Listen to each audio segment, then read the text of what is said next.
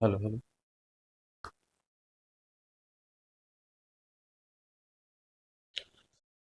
साथियों नमस्कार, स्वागत है आप सबका। मैं हूं डॉक्टर अम्बरीश और आप आज कुछ और महत्वपूर्ण प्रश्नों की श्रृंखला देखेंगे। साथियों, आज के जो प्रश्न है वो परीक्षा के लिए अत्यंत महत्वपूर्ण होंगे। आज हम लोग बचे हुए जो भी चैप्टर्स हैं सबको कवर करने का प्रयास करेंगे। थोड़ा सा 5 मिनट हम लोग लेट हो चुके हैं और कल की भी क्लास आपके लिए काफी महत्वपूर्ण होगी। कल 5 बजे, कल शाम को 5 बजे आप लोगों की क्लास होगी और इस क्लास में हम वन लाइनर महामैराथन आपके लिए ला रहे हैं और प्रयास ये कर रहे हैं कि पूरे सिलेबस से लगभग 1200 सवाल। कितने सवाल? तो पूरे सिलेबस से लगभग 1200 सवाल आपको हम सॉल्व कराएंगे। और ये मैराथन कब होगा? तो कल शाम को 5 बजे। ठीक है, कब होगा साथियों? शाम को 5 बजे ये मैराथन होगा। तो आप हमसे जुड़ के और पूरे सिलेबस को वन लाइनर फॉर्म में पढ़ सकते हैं। क्विक रिवीजन हो जाएगा। अगर आप ने कुछ भी तैयारी नहीं की है, कोई आपका चैप्टर क्लियर नहीं है या आपने बहुत पढ़ लिया है तब भी आपको रिवीजन करना है, तो सारा सिलेबस मिलाकर आपके लिए ये शाम को हम 5 बजे कल मिलेंगे टीजीटी पीजीटी एकेडमी पर। जिसमें 1200 सवाल आपको मैं सॉल्व कराऊंगा। ठीक है, ये वन लाइनर फॉर्म में सारे सवाल होंगे। ठीक है, तो जो भी साथी आ चुके हैं सबका स्वागत है। अगर आप टीजीटी का practice batch model paper, JIC प्रवक्ता, government degree college, LT grade mains की कक्षाएं चाहते हैं या धुरंधर बैच चाहते हैं जो कि सभी विषयों के लिए नया बैच है, तो आप हमें व्हाट्सएप करके जुड़ सकते हैं। हमारा नंबर है 96 28 95 92 37, 96 28 95 92 37। इसके अलावा यदि आप प्रयागराज में आपका सेंटर है पीजीटी का किसी भी विषय का, तो आप हमें जरूर बताएं कमेंट बॉक्स में, और या हमें व्हाट्सएप कर सकते हैं। हमारी टीम आपसे जाके खुद मुलाकात करेगी। तो चलिए आज का सवाल शुरू करते हैं। आज का पहला सवाल जो है वो हम लोग वर्णमाला से शुरू कर रहे हैं। वर्णमाला का सवाल है जहां पर आपसे पूछा जा रहा है कि कामता प्रसाद गुरु ने हिंदी में मूल वर्णों की संख्या कितनी मानी है। बहुत ही महत्वपूर्ण सवाल है कि कामता प्रसाद गुरु ने हिंदी में मूल वर्णों की संख्या कितनी मानी है? 43, 44, 52 या फिर 53? चलिए, तो साथियों यहाँ पर अगर हम कामता प्रसाद गुरु की बात करें तो उन्होंने मूल वर्णों की संख्या कितनी मानी है? तो उन्होंने मूल वर्णों की संख्या जो मानी है वो केवल 43 मानी है। कितनी मानी है? कामता प्रसाद गुरु के अनुसार मूल वर्णों की संख्या कितनी है? 43 है। ठीक है, यानी उन्होंने कुल 33 धन 43 यानी 33 उन्होंने व्यंजन माने हैं और स्वरों की संख्या उन्होंने 10 मानी है। कुल मिलाकर 43 हो जाते हैं। वैसे अगर हम स्वरों की संख्या देखें तो स्वरों की संख्या जो है हमारी वह,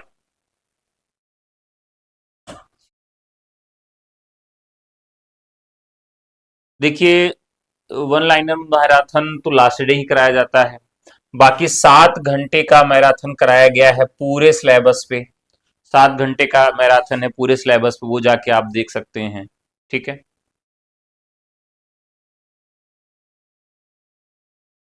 चलिए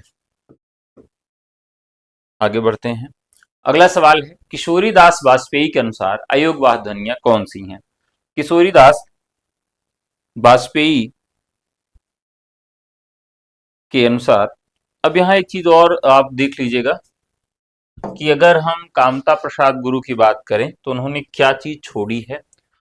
कामता प्रसाद गुरु ने क्या चीज छोड़ी है? तो उन्होंने स्वरों की संख्या केवल 10 मानी है। अ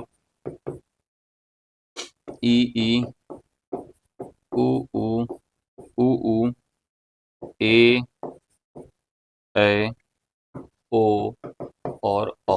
तो इस प्रकार से 1 2 3 4 5 6 7 8 9 10, इस प्रकार से उन्होंने कुल स्वरों की संख्या कितनी मानी है? 10 मानी है। और इसके बाद उन्होंने कुल 33 व्यंजन मान लिए, तो कुल वर्णों की संख्या उन्होंने 43 मान ली है। इन्होंने उन्हें किसको स्थान नहीं दिया है? तो इसमें उन्होंने री को स्थान नहीं दिया है। ठीक है, वॉइस नहीं आ रही है, झूठ बोल रहे हैं आप सब, मैं चेक कर लेता हूँ। तो आप लोग कई बार मेरी फिरकी लेने लगते हैं। उन्होंने 43 मान ली है, इन्होंने उन्हें किसको स्थान आप दिया अपना माइक नहीं आवाज बढ़ाएंगे, नहीं दिया है, और आप कहेंगे कि मेरी आवाज नहीं आ रही, तो फिरकी मत लिया करो भाई। चलिए, मेरे पास आपकी क्लास यहाँ चलती रहती है, मैं चेक भी करता रहता हूँ। किशोरीदास वाजपेयी के अनुसार अयोगवाह ध्वनियां कौन सी हैं? यहाँ पूछा जा रहा है किशोरीदास वाजपेयी के अनुसार अयोगवाह ध्वनियां कौन सी हैं?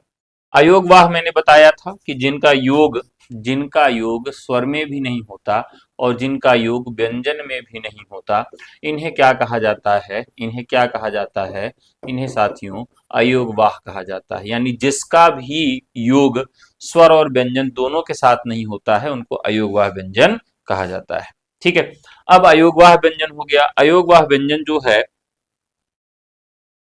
व्यंजन जो है किशोरीदास ने किसे माना है? तो उन्होंने केवल दो को माना है। किसको किसको माना है? अंग और अह को माना है। जिह्वा के उत्थापित भाग ऊंचाई के आधार पर ई और ई कौन से स्वर हैं? जिह्वा के उत्थापित भाग ऊंचाई के आधार पर ई और ई कौन से स्वर हैं? चलिए, अब यहां पर हम कई आधारों पर जो है विभाजन करते हैं स्वरों का जो विभाजन हम कई आधारों पर करते हैं, तो उसे देख लेते हैं किन किन आधारों पर हम इसका विभाजन करते हैं। तो इसे हम एक और नाम देते हैं, यहां पर पूछा जाता है मुखाकृत मुखाकृति के आधार पर स्वरों का विभाजन करना है। तो जिसमें हम सबसे पहले विवृत को देखते हैं। विवृत का मतलब होता है जिसमें स्वरों के उच्चारण में मुख अधिक खुला रहता है, विवृत स्वर कहते हैं। जैसे बड़ा। समृत स्वर क्या होता है? तो समृत में होता है कि कम खुला रहना। तो कम कब खुला रहता है? ई ऊ ई ई ऊ और ऊ, ये समृत स्वर हो जाते हैं। अर्धविवृत। अर्धविवृत क्या है? कि जिन स्वरों में थोड़ा कम और अर्ध समृत से स्वर थोड़ा अधिक खुला रहे, तो वहां पर ए ऐ औ होता है, ए ऐ और औ वर्ण हो जाता है। फिर क्या आता है? अर्ध समृत आता है, तो ए और ओ, ये दो वर्ण आते हैं। ठीक है, तो यहां पर तीसरा का जवाब कौन सा हो जाएगा? जिनके उच्चारण में मुख द्वार लगभग ऊंचाई की बात की गई है, यानी मुख द्वार जो है इसमें बंद रहे, लगभग मुख द्वार बंद रहता है, उस आधार पर यहां पर समृत हो जाता है। हरदेव बाहरी के अनुसार अर्धस्वर का सही युग्म कौन सा है? हरदेव बाहरी के आधार पर अर्धस्वर का युग्म कौन सा है? हरदेव बाहरी के अनुसार अगर बात करें तो उन्होंने दो ही अर्धस्वर बताया है, य और व। अब हम संस्कृत में अगर देखें कि संस्कृत में अर्धस्वरों की संख्या कितनी होती है? चार होती है। कौन कौन से? य व र और ल। ये संस्कृत में चार होते हैं और हिंदी में दो अर्धस्वर होते हैं। किस विद्वान ने ला को हिंदी वर्णमाला में 53वें वर्ण के रूप में स्थान देने की चर्चा की है? चलिए, अब देखिए हिंदी वर्णमाला में वैसे कुल कितने वर्ण पाए जाते हैं? तो हिंदी वर्णमाला में वैसे वर्णों की संख्या कितनी है साथियों? 52 है। हिंदी में कुल वर्णों की संख्या कितनी है? 52 है। लेकिन अभी जो हमारा 53वां वर्ण है वह आ चुका है। कौन सा आ चुका है? अब तो इसकी चर्चा किशोरीदास वाजपेयी ने पहले की थी, ठीक है, लेकिन अभी इसे जो मान्यता मिली है वह है। तो ये मराठी और वैदिक संस्कृत के प्रभाव देखते हुए मूर्धन्य ला है ये। वैदिक संस्कृत मराठी के प्रभाव से इसका उच्चारण शुरू हुआ और इसे मूर्धन्य ला कहा जाता है। ठीक है, क्या कहा जाता है इसे? तो मूर्धन्य मूर्धन्य मूर्धन्य लकार कहा जाता है। अब ध्यान रखिए कि इसे हम किस नाम से जानते हैं। तो अभी इसको एक नाम दिया गया, विशिष्ट व्यंजन। क्या नाम दिया गया इसे? तो इसे साथियों विशिष्ट व्यंजन नाम दिया गया है और इसे स्वीकार कर लिया गया है। इसके आधार पर तो जो हमारा राजभाषा आयोग है उसके द्वारा इसको स्वीकार कर लिया गया है। ठीक है, यानी राजभाषा आयोग जो है, आयोग विशिष्ट व्यंजन मानकर इसे स्वीकार कर लिया है। अब वर्तमान में कुल वर्णों की संख्या कितनी हो जाती है? 53 हो जाती है। ड और ढ ध्वनियों को क्या कहा जाता है? ड और ढ ध्वनियों को क्या कहा जाता है?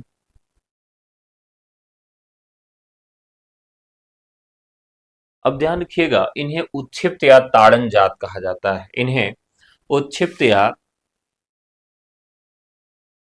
हाँ 53 लगा सकते हैं। उच्छिप्त या ताड़न जात जो है आपके, इनको नाम दिया जाता है। इनका नाम और है, इनका एक नाम है द्विगुण व्यंजन। इन्हें नव विकसित व्यंजन भी कहा जाता है। और एक चीज यहां आती है कि जो ये दो वर्ण हैं इनका विकास सबसे पहले हिंदी में कहाँ होता है? तो इनका सबसे पहले हिंदी में जो विकास होता है वह अपभ्रंश भाषा में होता है। कहाँ होता है? अपभ्रंश भाषा में। अपभ्रंश भाषा में प्रथम बार इनका विकास होता है। अपभ्रंश भाषा में पहली बार इनका विकास होता है। ठीक है, अगले सवाल की तरफ चलते हैं। उच्चारण स्थान के आधार पर हा वर्ण को कहां पर रखा जाता है? ठीक है, तो राइट आंसर हो जाएगा ये काकल्य में रखा जाता है। क्यों काकल्य में रखा जाता है?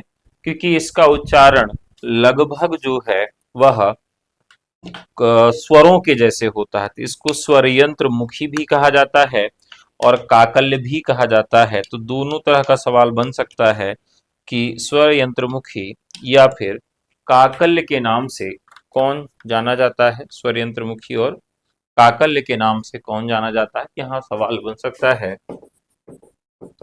स्वर यंत्र मुखी कहा जाता है और इसे काकल्य भी कहा जाता है क्योंकि इसका उच्चारण ठीक उसी स्थान से होता है जिस स्थान से स्वरों का उच्चारण किया जाता है। तो साथियों, जितने भी लोग आ चुके हैं सबका बेहद स्वागत है। आप लोग फटाफट लाइक करके 100 लाइक पहले पूरा करिए। अगले सवाल पे चलते हैं। बाह्य प्रश्न के आधार पर प्रत्येक वर्ण का प्रथम और द्वितीय वर्ण क्या कहलाता है? ध्यान रखिएगा कि द्वयत्नो द्विधा एक संस्कृत का सूत्र है जिसमें क्या कहा जाता है?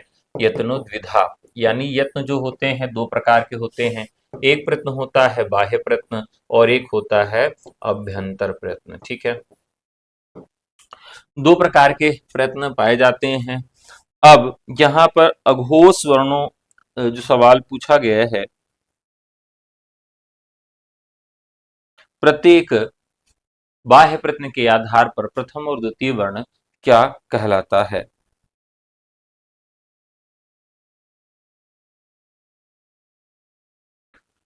तो प्रत्येक वर्ग का प्रथम और द्वितीय वर्ण जो है वह क्या कहलाता है? अघोष कहलाता है, यानी जो पहले आएगा वो अघोष होता है। ठीक है। हम्म। एक चीज यहाँ पर और पूछा जाता है साथियों कि ये आभ्यंतर सही होता है कि आभ्यंतर सही होता है? क्या सही होता है? एक सही है या दुई सही है? ये भी आप कमेंट करके हमें बताइएगा। अगले सवाल पे चलते हैं।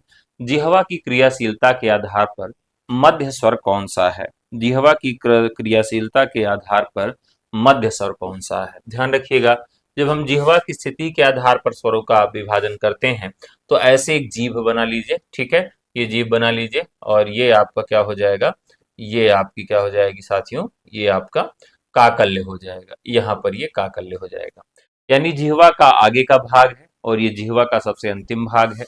यहाँ पर हमें ये देखना है कि जिह्वा की क्रियाशीलता के आधार पर यानी जिह्वा के आधार पर स्वरों को हम किस प्रकार से विभाजित करते हैं।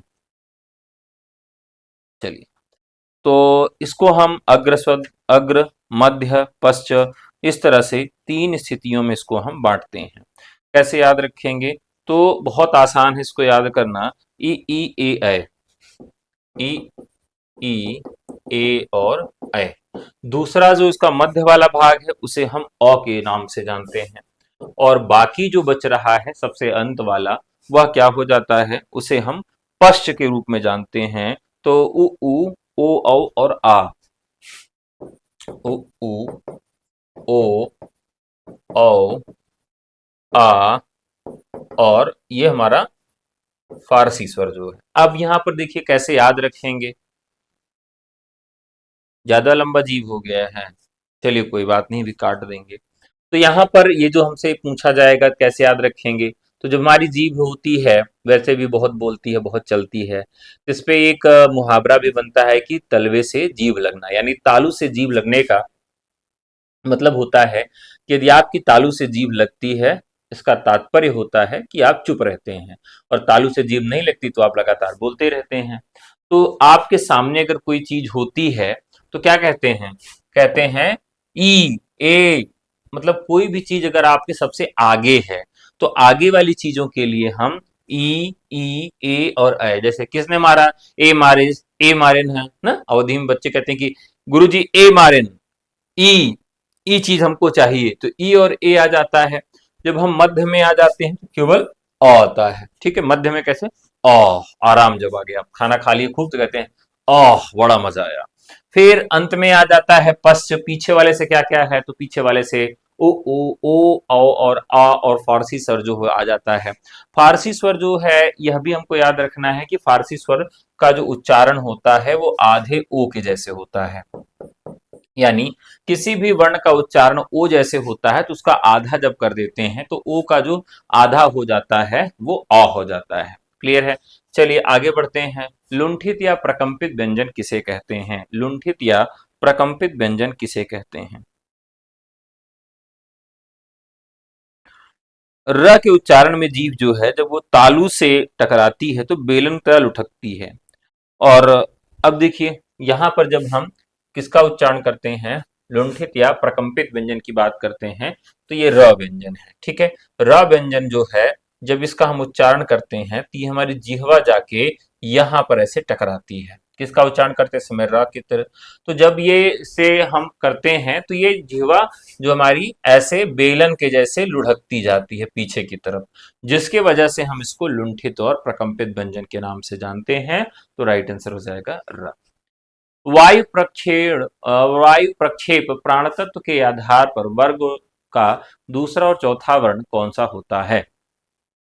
तो अगर आपसे सवाल पूछ ले कि वायु प्रक्षेप के आधार पर आप वर्णों का विभाजन करिए, तो इसको आप याद रखिएगा कि यहाँ पर प्रक्षेप अगर सीधा लिख दे, प्राण तत्व के आधार पर न लिखे, या अल्प प्राण महाप्राण के आधार पर न लिखे, या वायु के आधार पर लिख दे, तो ये ध्यान रखिएगा कि प्रक्षेप और प्राणत्व का मतलब अल्प प्राण और महाप्राण ही होता है। वर्ग का दूसरा और चौथा वर्ण किसके अंतर्गत आता है? तो राइट आंसर हो जाएगा दूसरा और चौथा आ जाता है आपका महाप्राण के अंतर्गत। सही है, चलिए देखते हैं। तो पहला और तीसरा अल्पप्राण हो जाता है और दूसरा और चौथा जो है वह महाप्राण हो जाता है, ठीक है। दूसरा और चौथा क्या हो जाता है आपका, महाप्राण हो जाता है, ठीक है। जैसे हम वर्ण लेते हैं क ख ग घ अंग, ठीक है, अंगा। अब यहाँ उच्चारण करके देखिए, क बड़ा आसानी से ले लिया, ख, ख, ग, घ, अंगा। अब इसमें ज्यादा ठहराव हो रहा है, प्राणवायु अधिक देर तक ठहरी मुख में, किसमें, ख में और घ में। तो इन्हीं वर्णों की अधिकता के कारण जो हमारे निराला हैं, महाकवि निराला को महाप्राण भी कहा जाता है। ठीक है, चलिए अगला सवाल लेते हैं। जिन स्वरों के उच्चारण में हवा नाक और मुख दोनों से निकलती उन्हें क्या कहते हैं? तो यहाँ पर संस्कृत में एक सूत्र है, मुख नासिका वचनो अनुनासिका स्यात्। तो ये वर्ण जो होते हैं, इनके उच्चारण में मुख और नासिका दोनों से ही जो है प्राणवायु निकलती है, लेकिन इनकी संज्ञा क्या होती है? नासिक की होती है। तो यहाँ पर क्या जवाब होगा प्रश्न संख्या 12 का? प्रश्न संख्या 12, तो इसके लिए अनुनासिक की संज्ञा होती है, अनुनासिक की संज्ञा होती है मुख नासिका वचनो अनुनासिका स्यात्। सर जी एलटी की क्लास नहीं होगी क्या? एलटी की क्लास साथियों पहले भी पीजीटी का पेपर हो जाने दीजिए। तो 15 तारीख से आप सबकी क्लास एलटी मेंस वाली क्लास शुरू होगी। एलटी मेंस की क्लास जो है वो 15 तारीख से शुरू होगी। तो यहाँ देखिए, मुख नासिका वचन अनुनासिका से आप, अब मान लीजिए आपका ये क्या है, ये आपका बढ़िया सा मुंह है और इस मुख से ये नाक है। ठीक है, अब कुछ वर्ण ऐसे हैं कि जिनके उच्चारण में प्राणवायु यहाँ से भी निकलेगी और यहाँ से भी निकलेगी, दोनों की प्राणवायु निकलेगी, तभी जाके आप उसका उच्चारण कर सकते हैं। अगर आपसे कहूं कि शायद साथियों अंगा का उच्चारण करिए, इया का उच्चारण करिए, अड़ा का उच्चारण करिए, ना का उच्चारण करिए, माँ का उच्चारण करिए, और इनका उच्चारण करते समय आप अपनी नाक को बंद कर लीजिए। तो नाक ज्यादा देर मत बंद करिए, पता लगा बेहोश हो जाए, कहिए गुरुजी कहे थे कि नाक बंद कर लीजिए, हमारा बेटवा बेहोश हो गया। तो यहाँ ध्यान रखना है कि केवल उच्चारण करते समय अपनी नाक को बंद करके आप प्रयास करिए, नहीं कर पाएंगे जब तक दोनों जगहों से प्राणवायु नहीं निकलेगी, तब तक नहीं हो पाएगा भाई। पीजीटी के बाद ही धुरंधर बैच में भी हम क्लास शुरू करेंगे। चलिए आगे बढ़ते हैं, अगले सवाल की तरफ बढ़ते हैं। च छ ज झ को आभ्यंतर प्रयत्न के आधार पर क्या माना जाता है? तो साथियों यहाँ पर च छ ज बहुत बार पूछा गया, बहुत महत्वपूर्ण है। तो अगर हम बात करें संघर्षी व्यंजन जो है वह हमारे यहाँ 2 बार आते हैं। संघर्षी व्यंजन हमारे यहाँ कितने बार आते हैं? 2 बार आते हैं। कौन कौन से बार आते हैं संघर्षी व्यंजन? तो एक तो आता है च छ ज झ ई आता है, और एक कौन सा आता है? स श स और ह आता है। ठीक है, अब ध्यान रखिएगा कि आपसे पूछे कि भाई ऊष्म संघर्षी व्यंजन कौन सा है, तो अगर ऊष्म पूछ ले तो ऊष्म संघर्षी व्यंजन आपका ये वाला है, और स्पर्श संघर्षी पूछ ले तो च छ ज झ इया है। अब देखिए, तो इसको संघर्षी क्यों कहा जाता है? क्योंकि और वर्णों की तुलना में हमारी जिह्वा जब ये उच्चारण करती है तो प्राण वायु में जो वायु निकलती है उसमें घर्षण होता है। अब इतना भी घर्षण नहीं होता कि आग लग जाए, कि आप जो है पता लगा चाचा चाचा का उच्चारण करिए और भन्न से मुंह से जो है ड्रैगन बन जाइए। इसी तरीके से इसको ऊष्म कहा जाता है। ऊष्म का मतलब क्या होता है कि और वर्णों की तुलना में प्राण वायु में घर्षण इतना अधिक होता है, संकरे भाग से हमारी वायु निकलती है, जिससे क्या होता है, वो वायु गर्म सी महसूस होती है, थोड़ी सी गर्म होती है और वर्णों की तुलना में, इसलिए क्या हो गया, यहाँ पर ऊष्म वर्ण इसको कहा जाता है। यहाँ एक तो हो जाता है ऊष्म संघर्षी और एक हो जाता है स्पर्श संघर्षी। ये सवाल जो पिछली बार जो असिस्टेंट प्रोफेसर का पेपर हुआ था, पिछली बार जो असिस्टेंट प्रोफेसर का पेपर हुआ था यूपी में हिंदी में, उसमें सवाल पूछा गया था। ठीक है, चलिए आगे बात करते हैं। ओष्ठों की आकृति के आकार पर वृत्तमुखी स्वर कौन सा है? ओठों की आकृति के आधार पर देखिए, यहाँ पर एक बात करते हैं कि होठों को करके गोल, सीटी बजा के बोल, 1 2 4। तो जब भी हम होठों की स्थिति के आधार पर बात करते हैं तो हमारे वर्णों के उच्चारण में हमारा होठ कैसे रह सकता है? तो हमारा होठ या तो जो है गोला बनाएगा ना, और या तो गोला नहीं बनाएगा। तो हम दो तरह का होठ बनाते हैं। कैसे बनाते हैं? या तो हमारा होठ गोला बनाएगा या तो हमारा होठ गोला नहीं बनाएगा। तो गोला बनाएगा और गोला नहीं बनाएगा, इस आधार पर भी हमारे कुछ वर्ण हैं जिनका उच्चारण किया जाता है।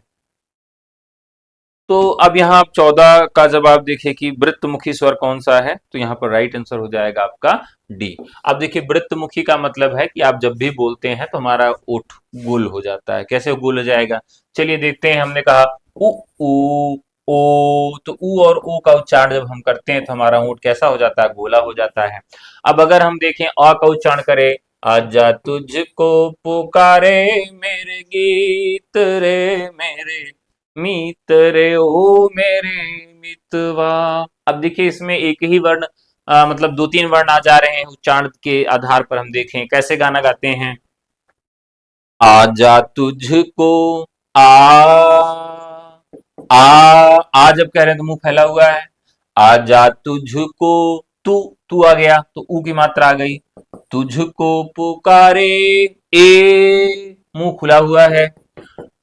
आजा तुझको पुकारे मेरे मीत रे, ओ मेरे प्रीत। अब जो भी गाना हो, बहरहाल गाने से बस क्या लेना। तो आजा तुझको पुकारे मेरे मित्र। तो यहाँ अगर देखें तो ये दो स्थिति हो जाती है वृत्तमुखी। तो यहाँ राइट आंसर हो जाएगा आपका डी। अगला सवाल लेते हैं। हिंदी में नवविकसित ध्वनियां ताड़नजात कौन सी हैं? तो ड ढ है। इनको द्विगुण व्यंजन या दो गुण वाली व्यंजन क्यों कहते हैं? क्योंकि यहाँ पर, ठीक है, अच्छा हम गाते बहुत बढ़िया। चलिए कभी शादी विवाह के अवसर पर जो है हमको बुला लीजिएगा, शादी विवाह के अवसर में बुक कर लीजिएगा, आपके यहाँ भी गाना सुना देंगे। ड ढ क्यों कहते हैं? जैसे इसका उच्चारण दो तरीके से होता है, जैसे लड़का और लड़का, लड़का और लड़का, तो दो तरह का उच्चारण यहाँ होता है जिसकी वजह से ये हो जाता है। चलिए आगे बढ़ते हैं साथियों। पार्श्विक व्यंजन किसे कहते हैं? पार्श्विक व्यंजन क्यों कहते हैं इसको? पार्श्विक व्यंजन किसे कहते हैं? तो जिह्वा के पार्श्व भाग से उसके उच्चारण के कारण इसको क्या कहा गया साथियों? पार्श्विक व्यंजन कहा गया है। क्यों कहा गया है? ल, तो ल जो है ल, तो ये इसका जो हमारी जिह्वा है, ये हमारा मान लीजिए तालु हो गया, यहां से जिह्वा निकल रही है। तो ये जब जिह्वा हमारी पार्श्व की तरफ ऐसे मुड़ जाती है, ल ल ना। अब देखिए जब हमारे मुसलमान भाई क्या करते हैं, अजान करते हैं या अल्लाह का नाम लेते हैं, तो ला का प्रयोग सबसे अधिक बार ला का उच्चारण होता है। ला इलाहा इल्लल्लाह, अब पता नहीं क्या कहते हैं, क्षमा करिएगा कुछ गलत हो गया, तो ला इलाहा इल्लल्लाह ऐसे कुछ कहते हैं। तो ला हौल वला कुव्वत इस तरह से कहते हैं ना। तो उनके यहाँ सबसे ज्यादा ला का प्रयोग होता है। तो ला का उच्चारण जो है सबसे अच्छा मुसलमान भाई सबसे अच्छी करते हैं। और उनके यहाँ देखिए तो फारसी व्यंजनों का उच्चारण बहुत अच्छे से करते हैं, वो ल के उच्चारण बहुत अच्छे से करते हैं। तो इस आधार पर भी देखें तो जिह्वा जो है वो पीछे की तरफ क्या हो जाती है, मुड़ जाती है। इस वजह से आपको क्या कहते हैं, ठीक है। तो यहां पर क्या हो जाएगा, यहां पर साथियों ये पार्श्विक व्यंजन हो जाता है। चलिए अगले सवाल की तरफ बढ़ते हैं। मुख विवर के आधार पर विवृत स्वर कौन सा है? मुख विवर के आधार पर विवृत स्वर कौन सा है? तो चलिए यहां बात करते हैं प्रसंख्या 17 की। तो यहां पर राइट आंसर क्या हो जाएगा? विवृत हो जाएगा। विवृत का मतलब है कि जब हमारा मुंह खुला होता है। अंतस्थ व्यंजनों को प्रयत्न के आधार पर क्या कहा जाता है? प्रयत्न के आधार पर अगर बात करें तो इनके उच्चारण में एक उच्चारण अवयव दूसरे को ईसत थोड़ा सा स्पष्ट यानी कि छूते हैं, थोड़ा सा छूते हैं। तो थोड़ा सा जब छूते हैं तो उसको हम क्या कहते हैं? ईसत स्पष्ट कहते हैं। तो यहाँ पर ये जो हमारे उच्चारण अवयव हैं एक दूसरे को थोड़ा सा छूते हैं, जिसकी वजह से इसको क्या कहते हैं? ईसत स्पष्ट कहते हैं। ये संस्कृत का है। कामता प्रसाद गुरु ने बाह्य प्रयत्न के मुख्य कितने भेद माने हैं? कामता प्रसाद गुरु की बात करें तो साथियों उन्होंने दो माने हैं, घोष और प्राण। घोष यानी घोषत्व के आधार पर और प्राणवायु के आधार पर, दो आधार में उनको बांटा गया है। निम्नलिखित में से सघोष महाप्राण वर्ण का चयन करें। सघोष महाप्राण की बात करें तो साथियों यहाँ पर सघोष महाप्राण कौन है? घ है। अह विसर्ग का उच्चारण स्थान किसके समान होता है? तो ये कई बार हम बता चुके हैं। अह का उच्चारण स्थान का जो है वो ह के समान है, और अंग का जो है वो आधे मां के समान है। ठीक है। अय और अ मुख विवर के आधार पर किस श्रेणी के अंतर्गत आते हैं? तो ये भी काफी महत्वपूर्ण सवाल है। तो साथियों ये जो आते हैं अर्धविवृत्त के अंतर्गत। अगला सवाल लेते हैं। जिह्वा के प्रयोग के आधार पर अग्र स्वर का समूह कौन सा है? तो मैंने भी आपको बताया कोई चीज अगर आपके आगे पड़ी होती है तो आप क्या कहते हैं? ई ए ना। तो यहाँ पर अगर आगे की बात की जा रही है तो ई और ए जो हो जाएगा आपका अग्र स्वर के अंतर्गत आ जाएगा। द्विगुण व्यंजन का प्रयोग किस शब्द में हुआ है? विज्ञान पढ़ाई दिल्ली। तो यहाँ पढ़ाई में हुआ है, ढा में हुआ है। अगर आप इसको चाहे तो पढ़ाई कर सकते हैं, तो पढ़ाई, पढ़ाई, पढ़ाई और पढ़ाई, तो यहाँ पर ये पढ़ाई सही हो जाएगा, राइट आंसर हो जाएगा। डॉक्टर हरदेव बहारी ने री को क्या माना है? डॉक्टर हरदेव बहारी ने री को क्या माना है? ठीक है, इन्होंने अर्ध व्यंजन लेखन का स्वर माना है, इसे अर्ध व्यंजन और लेखन का स्वर माना है किसने? हरदेव बहारी ने। तो मोस्ट इंपॉर्टेंट सवाल है, बहुत महत्वपूर्ण सवाल है, इसको जरूर याद रखिएगा। भाई आप लोग क्या बताएं, बहुत गरीबी वाला भाव दिखाते हैं। अरे यार लाइक कर दोगे तो हम अंगूठा थोड़ी कटवा लेंगे, फटाफट लाइक करिए। और हाँ, आप सब को बधाई है, आप सबको बधाई है कि जो हमारा टीजीटी पीजीटी एकेडमी चैनल है, टीजीटी पीजीटी एकेडमी जो चैनल है वो आप सबके दुआओं और प्यार से 20,000 सब्सक्राइबर आज पूरा कर लिया। तो 20,000 सब्सक्राइबर का जो माइलस्टोन है वो हमने अर्जित कर लिया है, वो आप सबके बदौलत है। तो आप सबको बहुत बधाई हो। तो साथियों अगले सवाल की तरफ चलते हैं कि तीनों शकार बाह्य प्रयत्न के आधार पर क्या हैं? तीनों शकार बाह्य प्रयत्न के आधार पर क्या हैं? तो यहाँ पर तीनों शकार जो हैं बाह्य प्रयत्न के आधार पर अघोष हैं। ठीक है, अगला सवाल है किस स्वर के उच्चारण में आवृत्तमुखी गोलाकार रहते हैं? तो राइट आंसर हो जाएगा ई। काकल्य वर्ण ह के उच्चारण में वायु कहाँ से निकलती है? तो इसमें जो वायु निकलती है स्वर यंत्र यानी कि मुख से निकलती है। हिंदी वर्णमाला में अल्पप्राण ध्वनियों की संख्या कितनी है व्यंजनों में? यानी व्यंजनों में कुल अल्पप्राण ध्वनियों की संख्या कितनी है साथियों? तो 19 मानी जाती है। किशोरीदास वाजपेयी ने स्वर और व्यंजन के बीच कड़ी कि किसे कहा है? यानी स्वर और व्यंजन के बीच की कड़ी किसे माना है? बताइए। तो स्वर और व्यंजन के बीच की कड़ी किसको माना है? स्वर और व्यंजन के बीच की कड़ी किसको माना है? तो अयोग वाह को माना है, क्योंकि इनका योग नहीं हो पाता है। तो जहां पर योग नहीं हो पाता है उसको हम क्या कहते हैं? अयोग वाह कहते हैं। ठीक है, हाँ सो हाँ क्लास में जरूरत हो मैसेज करा। हम्म, ठीक है, चलिए आगे बात करते हैं, अगले सवाल की तरफ है। हिंदी नाटक, अच्छा अब हम लोग एक चैप्टर हमारा छूट गया था जिसपे चर्चा नहीं हो पाई थी। आप लोगों ने कहा था कि वर्णमाला वाला चैप्टर करा दीजिए, तो हमने वर्णमाला वाला चैप्टर आपको करवा दिया। अब हम नाटक की बात करेंगे, नाटक बहुत महत्वपूर्ण है आपके लिए। चलिए चलिए साथियों नाटक की बात करते हैं। अब सवाल पूछा गया है कि भरत मुनि ने नाट्यशास्त्र के अनुसार नाटक की पंच संधियों का सही अनुक्रम क्या बताया है? ये सवाल आपका मतलब पेटेंट है, मतलब नाटक से 2 सवाल जरूर पूछे जाएंगे। ध्यान रखिएगा कि 719 दोहे कौन सा सवाल का जवाब दे रहे हो यार? सीमा पांडे जी कौन सी क्लास में 719 दोहे का जवाब दे रही हैं? अभी कोई सवाल इस तरह नहीं आया। हाँ, चलिए, तो यहां पर देखिए बहुत महत्वपूर्ण सवाल है। यहां से ये सवाल आना बिल्कुल तय है, कंफर्म में है कि सवाल पूछा ही पूछा जाएगा। चलिए अब देख लेते हैं कि अगर इससे संबंधित सवाल पूछा जाए तो हम क्या जवाब देंगे। भरत मुनि के अनुसार नाट्य शास्त्र की नाटक की पंच संधियां कौन सी हैं? पंच संधियां, चलिए तो यहां पर सबसे पहले हम देखें कि क्या आएगा। एक छोटा सा बीज आ गया, क्या आ गया? एक छोटा सा बीज आ गया, बीज हमने रख दिया। बीज के बाद क्या होता है?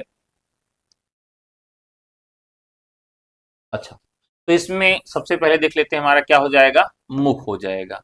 मुख में क्या होता है? एक बीज का उदय हो जाता है, फिर प्रतिमुख हो जाता है। क्या हो जाता है? प्रतिमुख हो जाता है। यहाँ पर बीज का क्या होता है? वह विकास हो जाता है। और फिर जो है गर्भ आ जाता है। गर्भ में क्या होता है? बीज का अन्वेषण होता है, बीज का अन्वेषण हो जाता है। और फिर क्या होता है? विमर्श आ जाता है। और विमर्श में हम क्या करते हैं? बाधाओं का विचार करते हैं। और सबसे अंत में क्या होता है? निर्वहन होता है, निर्वहन होता है, जिसमें हम फल की प्राप्ति करते हैं। तो सबसे अंत में क्या करते हैं? हम फल की प्राप्ति करते हैं। अब अगर इस क्रम को देखें तो क्या हो जाएगा? मुख, प्रतिमुख, गर्भ, विमर्श और निर्वहन। अब इनका क्रम पूछा जा सकता है, या पूछा जा सकता है कि इसमें से कौन सा नहीं है। तो ये दोनों तरह का सवाल जो है वह पूछा जा सकता है। एक बार हम इनका क्रम याद करने की आपको ट्रिक बता देते हैं। ठीक है। आज थोड़ी सी तबीयत खराब है, बोलने का बिल्कुल मन नहीं कर रहा है, ऐसा लग रहा है कि उल्टी आ जाएगी, और थकावट सी लगी है, लग रहा है बुखार है। लेकिन क्या करें साथियों, आपका पेपर है परसों, तो मेरे पास कोई ऑप्शन नहीं है। मैं पढ़ाऊंगा, जब तक जान है तब तक पढ़ाते रहेंगे। चलिए, अब अगर ये सवाल पूछ लिया जाए तो कैसे इसका जवाब देंगे? तो कैसे जवाब देंगे, तो यहाँ देखिए ऑप्शन से क्या है, मुख, प्रतिमुख, गर्भ, विमर्श और निर्माण, ये ऑप्शन आ जा रहे हैं। कैसे जोड़ेंगे? तो यहाँ देखिए सबसे पहले मुख आएगा, फिर प्रतिमुख आएगा, फिर गर्भ आएगा, फिर विमर्श, फिर निर्माण। कैसे इसको याद करेंगे, इसका ट्रिक देख लेते हैं। तो ट्रिक आ जाएगा इसका, ये हो जाएगा मु, मुप, एमपी, एमपी, एमपी, जीवीएन। ठीक है, एमपी जीवीएन। देखिए एमपी में गए आप, वहां पर एमपी में गए आप, और एमपी में आपने क्या सीखा, जी यू एन, गन। गन की स्पेलिंग क्या होती है, जी यू एन, यही होता है कि G O N, G U N होता है। तो एमपी में क्या होता है कि वहां का जो बुंदेलखंड और बघेलखंड वाला क्षेत्र है, वहां पर क्या होता है, वहां पर गन होता है। वहां पर क्या होता है, गन होती है, वहां के लोग गन लेके टहलने लगते हैं। तो एमपी में क्या होती है, गन लेके टहलते हैं। यम से क्या हो गया, मुख हो गया, पी से प्रतिमुख हो गया, जी से गर्भ हो गया, और यू से वी, हाँ, वी, वी से हो गया, वी से विमर्श हो गया, और यन से आपका निर्वहन हो गया। चलिए, अगला सवाल लेते हैं। कथानक के उस आधार को क्या कहते हैं जो सूक्ष्म रूप से आरंभ होकर अंत तक फल के रूप में विस्तृत होता है? ये भी सवाल बहुत महत्वपूर्ण है साथियों।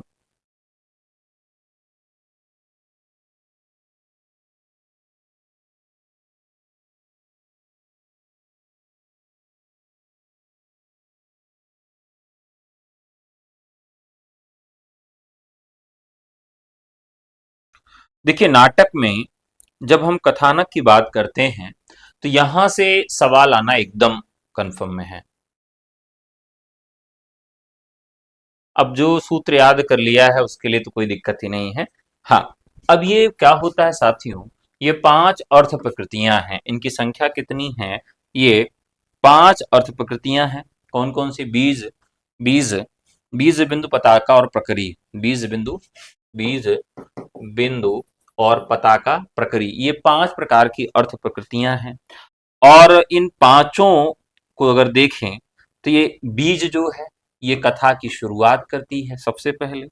फिर बिंदु आता है, बीज के बाद क्या होती है, बिंदु आता है। बिंदु क्या करती है कि जब कथा रुकने लगती है, तो प्रसंगों के कारण विच्छिन्न अलग होती है, तो बिंदु से फिर से मुख्य उद्देश्य जोड़ता है, और यह तेल की बूंद की तरीके से पूरे जल में बिखर जाता है। ठीक है, तो सबसे पहले हमारा क्या आएगा, बीज आता है। बीज के बाद क्या आता है, बिंदु आता है। ठीक है, बीज, बिंदु आ जाएगा। फिर तीसरे में क्या आता है, हमारा पताका आता है। और फिर क्या आता है, चौथा, चौथा हमारा प्रकरी आता है। और फिर पांचवा क्या आता है, बीज, बिंदु, पताका, प्रकरी। और पांचवा हमारा आ जाता है साथियों, कार्य। तो बीज, बिंदु, पताका, प्रक्रिय और कार्य हो जाता है। कार्य क्या है, तो कार्य क्या है कि यह हमें अंतिम उद्देश्य तक पहुंचाता है। मान लीजिए हमने कोई नाटक बनाया, कोई नाटक बनाया हमने, तो नाटक का उद्देश्य था कि भाई स्त्री की रक्षा, स्त्री सुरक्षा। तो स्त्री सुरक्षा हमारा क्या था, कार्य था। तो ये अंत में नाटक ने उद्देश्य पूर्ण कर दिया। प्रकरी क्या है, तो प्रकरी क्या होता है कि बहुत महत्वपूर्ण है साथियों, याद रखिएगा। ये एक प्रासंगिक कथा होती है। कैसी होती है, प्रासंगिक कथा होती है। और ये कथा पूरे समय तक नहीं चलती है, बीच में आती है, और मुख्य कथा के साथ कुछ देर तक रहती है और खत्म हो जाती है। अब जैसे अब आप राम कथा देख लीजिए, तो राम कथा में आप देखिए तो जो सबरी वाला प्रसंग है, तो सबरी तो उस पूरे कथा में है नहीं, लेकिन बीच में प्रसंग बस आ चुकी हैं, ये मुख्य कथा के साथ कभी कभी आ जाती हैं। तो ये किस प्रकार की होती हैं, प्रकरी, प्रासंगिक कथा, लेकिन बहुत कम समय के लिए आती है, इसका विस्तार सीमित होता है। तो इसी तरीके से रामायण में जटायु का प्रसंग है, रामायण में सबरी का प्रसंग है, तो ये सब किस रूप में आते हैं, ये सब प्रासंगिक कथा के रूप में आते हैं, ये प्रकरी होते हैं। पताका क्या होता है, पताका क्या होता है कि इससे थोड़ी सी बड़ा इसका स्वरूप होता है। ठीक है, यानी पताका का जो स्वरूप होता है इसका थोड़ा सा बड़ा होता है। प्रासंगिक कथा होती है ये, जैसे इसमें हम लिख लें जटायु, जटायु, और किसी कथा मैंने बताया था सबरी की कथा, यानी ये प्रसंग बस थोड़े समय के लिए आती है। लेकिन इससे थोड़ी सी बड़ी कथा होती है जो नाटक में चलती रहती है। यानी जैसे अगर हम देखें सुग्रीव की कथा, अब रामायण में देखिए सुग्रीव की कथा जो है वह मतलब काफी लंबे समय तक चलती है। यानी राम कथा तो चल रही है लेकिन उसमें ये काफी लंबे समय तक चलती है, जिसकी वजह से इसको हम क्या कहते हैं, इसको हम पताका कहते हैं। ठीक है, पताका हो गया, प्रकरी हो गया, और बिंदु हो गया, कार्य क्या हो गया ये मैंने आपको बता दिया। क्लियर है सबको? तो यहां जो सवाल पूछा गया है 32 नंबर का साथियों, तो राइट आंसर हो जाएगा सी। कथानक के उस आधार को क्या कहते हैं जो सूक्ष्म रूप से अंत तक फल के रूप में विस्तृत हो जाता है, यानी बिंदु रूप में आता है और अंत में बहुत बड़ा रूप ले लेता है। ठीक है,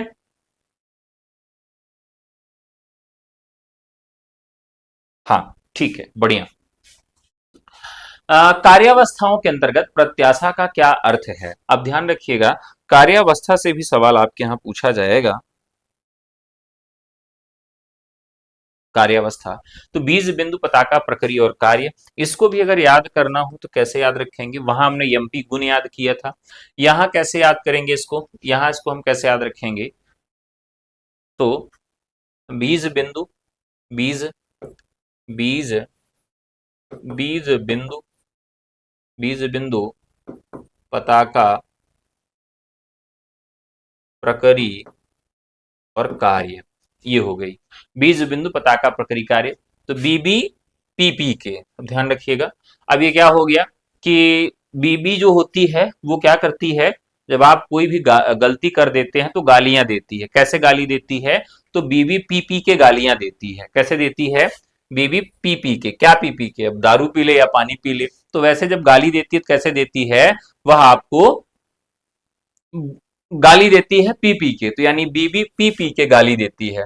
तो बी से बीज, बी से बिंदु, पी से पताका, पी से प्रकरी और के से कार्य, इस प्रकार से। आगे लेते हैं, कार्यावस्था के अंतर्गत प्रत्याशा का क्या अर्थ होता है? अब देखिए नायक क्या करता है, नायक क्या करता है साथियों, वो प्रयत्न करता है और वो फल के उद्देश्य से काम करता है। क्या उसका उद्देश्य होता है? कि वो फल के उद्देश्य से कार्य करता है, और फल के उद्देश्य से जब वो कार्य करता है तो उसमें जो है 5 चरण होते हैं। यानी क्या होते हैं? 5 चरण होते हैं। नायक जो होता है वो फल प्राप्ति के लिए 5 चरण का प्रयोग करता है। कौन कौन से चरण का प्रयोग करता है? सबसे पहले वो आरंभ होता है, आरंभ है प्रचंड ना, तो इसमें क्या होता है? फल प्राप्ति की उत्सुकता होती, इच्छा होती है। दूसरे में वो क्या करता है? यत्न करता है, कार्य और उद्योग करता है। तीसरे में क्या होती है साथियों? उसको प्रत्याशा होती है। प्रत्याशा का मतलब है कि जहां पर उसे फल प्राप्ति की थोड़ी बहुत संभावना लगने लगती है। फिर क्या होती है? नियताप्ति होती है। क्या होती है? नियताप्ति होती है, जब विघ्न दूर हो जाते हैं और नायक फल प्राप्ति सुनिश्चित करने लगता है। और सबसे अंत में क्या होता है? फलागम हो जाता है, यानी फल का आगम हो जाता है, फल की प्राप्ति हो जाती है। तो सबसे पहले वो क्या करता है? आरंभ करता है नाटक में किसी भी चीज को, कि भाई हम अंत तक उद्देश्य की प्राप्ति कर लेंगे। फिर क्या करता है? उसके लिए वो यत्न करता है। और फिर जो प्रत्याशा होता है, प्रत्याशा, जहां उसको थोड़ी बहुत प्राप्ति की आशा होने लगती है और यहां उसके सारे विघ्न दूर हो जाते हैं और सबसे अंत में उसको क्या मिल जाता है? फल मिल जाता है। ठीक है, तो कैसे याद करेंगे? आरंभ, यत्न, प्रत्याशा, नियताप्ति और फलागम, इसको भी याद करेंगे। तो आरंभ करेगा, यत्न करेगा, प्रत्याशा करेगा, नियताप्ति होगा और अंत में फलागम हो जाएगा। सबसे अंत में उसको फल की प्राप्ति हो जाती है। ठीक है, अब यहाँ 33 नंबर का जो सवाल है इसका राइट आंसर क्या हो जाएगा? राइट आंसर हो जाएगा विघ्नों के कारण फल की प्राप्ति की जहां पर संभावना होती है उसे हम क्या कहते हैं? प्रत्याशा कहते हैं। भारतेंदु हरिश्चंद्र का प्रथम अनुदित नाटक किसे माना जाता है? भारतेंदु हरिश्चंद्र का प्रथम अनुदित नाटक किसे माना जाता है? थोड़ा सा सवाल ज्यादा है, स्पीड थोड़ी सी बढ़ानी पड़ेगी, तो चलिए स्पीड बढ़ाते हैं। तो यहाँ पर साथियों इनका जो राइट आंसर है कि अनुदित नाटक कौन है, विद्या सुंदर है। तो इनके जितने भी नाटक हैं अगर उनको नकली और असली मान के हम पढ़ेंगे तो बहुत आसानी से हम इसको याद कर सकते हैं। तो राइट आंसर हमारा हो जाएगा विद्या सुंदर। एक बार जितने भी साथी हैं लाइव वो लाइक कर दें फटाफट, 200 लाइक पूरा होना चाहिए और अभी उसमें थोड़ा सा कम है। चलिए, जयशंकर प्रसाद के नाटकों का सही क्रम क्या है? तो इनका जो नाटक है, जो राजश्री, ये 1915 का है। विशाख 1921 का है, 1921 का है। अजातशत्रु 1922 का है। चंद्रगुप्त नाटक जो है इनका 28 का है, 1928 का है। और ध्रुव स्वामिनी 1931 का है। अब यहाँ साथियों दो नाटक जो हैं जिनकी आपको डेट याद रखना है खास करके। एक तो चंद्रगुप्त की 1928 की और ध्रुव स्वामिनी 1931 की। इन दोनों की डेट आप सबको याद रखना है। चलिए अगले सवाल पे बढ़ते हैं। स्थापना है। नाटक में पताका एक प्रासंगिक कथा वस्तु है क्योंकि यह मुख्य कथा के साथ अंत तक काफी दूर तक चलती है। राइट आंसर हो जाएगा ए और आर दोनों सही है।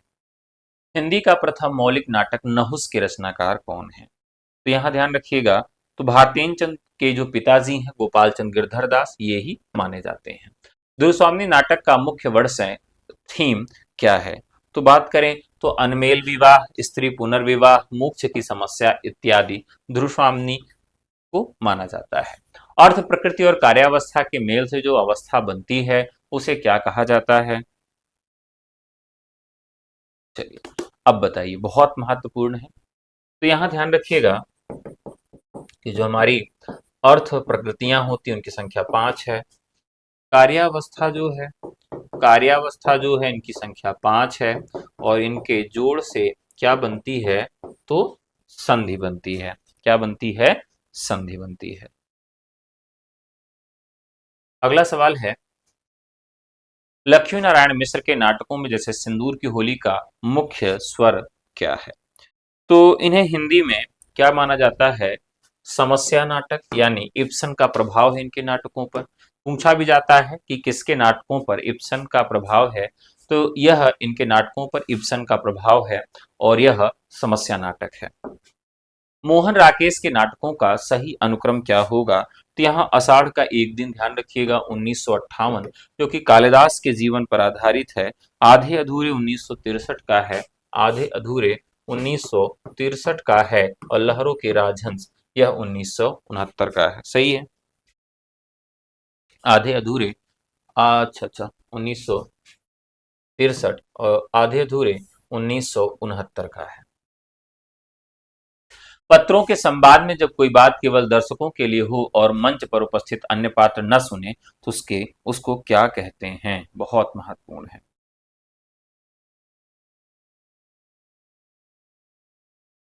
चलिए ये वाला सवाल अगर कोई बता दे तो मुझे लगेगा कि थोड़ा सा आप लोग अच्छा तैयारी कर रहे हैं। चलिए लाइक यार आप लोग 200 पहुंचाइए फटाफट। देखिए भाई तबीयत बहुत खराब है, मतलब मुंह से बोलने का मन नहीं कर रहा है।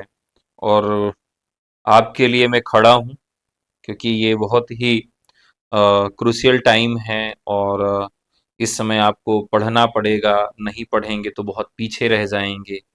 तो इसलिए मैंने आपकी क्लास को आज यहाँ पर शेड्यूल करवाया कि मैं आपको पढ़ाऊंगा। और कल 5 बजे से आप सबका मैराथन होगा जिसमें हम आपको जो वन लाइनर सवाल है वो कराऊंगा। लगभग 1200 वन लाइनर जो है आपको कराएंगे हम। तो चलिए देखते हैं स्वगत क्या होता है। कि स्वगत का मतलब, स्वगत होता है आत्मगत।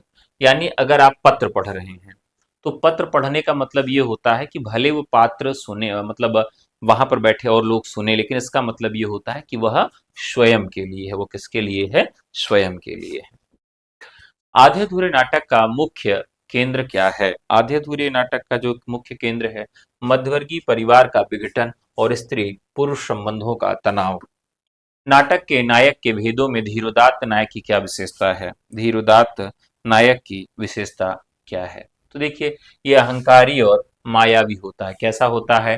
अहंकारी और मायावी होता है धीरोदात्त नाटक। सही बात है। क्या विशेषता है? सही बात है। चलिए देखते हैं। तो यहाँ पर अहंकारी और मायावी नहीं होता है, कला प्रेमी, कोमल स्वभाव वाला होना, चंचल और क्रोधी होना। तो कैसा होता है? सूरवीर होता है, क्षमावान होता है, गंभीर, उच्च और आदर्शों वाला होता है। तो धीरोदात्त नायक जो है वह कौन है? तो धीरोदात्त नायक का उदाहरण है राम, अर्थात ऑप्शन बी सही है।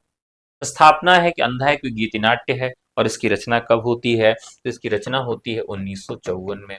इसमें महाभारत के युद्धोपरांत की कथा को काव्य शैली में प्रस्तुत किया गया है। तो एक प्रकार का यह गीति नाट्य है। तो राइट आंसर हो जाता है कि ए और आर, दो कथन दोनों सही है।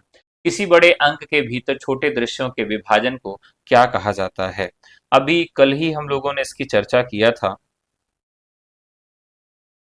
तो किसी बड़े अंक के छोटे दृश्यों के विभाजन को क्या कहा जाता है? तो यहाँ पर दृश्य कहा जाता है। जगदीश चंद्र माथुर के नाटकों का सही अनुक्रम क्या होगा? तो कोणार्क जो है साथियों ये 1951 का नाटक है। शारदीय शारदीय जो है 1956 का नाटक है। 1956 का नाटक है। और पहला राजा 1969 का नाटक है। ठीक है। अगला सवाल लेते हैं।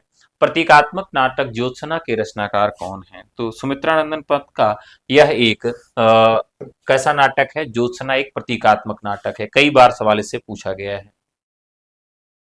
लाइव क्लास नहीं चल रही है तो आप थोड़ा सा पीछे होंगे। आप ऐसे जो लाइव वाली स्क्रिप्ट दिख रही है उस पर क्लिक कर दीजिए, या तो स्क्रॉल करके सबसे लास्ट में आ जाइए तो चलने लगेगी। ठीक है। चलिए सॉरी, यहाँ पर क्या है? सुमित्रानंदन पंत हो गया। माधवी और कबीरा खड़ा बाजार नाटकों के लेखक कौन है? तो राइट आंसर हो जाएगा भीष्म साहनी। अर्थ प्रकृतियों में बिंदु का मुख्य कार्य क्या है? अर्थ प्रकृतियों में बिंदु का मुख्य कार्य होता है मुख्य कथा के टूटने पर उसे पुनः जोड़ना, यह काम होता है बिंदु का। प्रसाद के चंद्रगुप्त नाटक का प्रकाशन वर्ष क्या है? अभी अभी हम लोगों ने देखा था 1931, 1928। तो अब यहाँ देखिए, अगर राइट आंसर देखें तो 51 का क्या हो जाएगा? तो चंद्रगुप्त का नाटक कब आता है? 1931 में आता है। स्कंदगुप्त कब आता है? 1928 में आता है।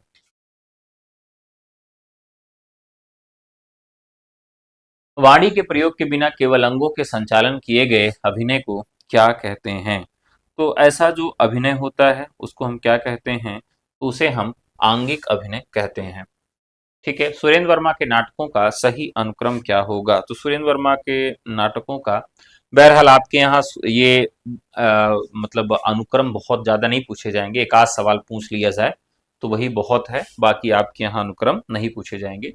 द्रौपदी सूर्य के अंतिम किरण से पहली किरण तक, आठवां सर, छोटे सैयद, बड़े सैयद। हिंदी नाटकों में हास्य उत्पन्न करने वाले पात्र को क्या कहा जाता है? तो हास्य उत्पन्न करने वाले पात्र को विदूषक कहा जाता है। संस्कृत साहित्य में आप याद रखिएगा कि संस्कृत साहित्य में कौन कौन से ऐसे विदूषक हैं जिनका नाम आपको याद रखना है।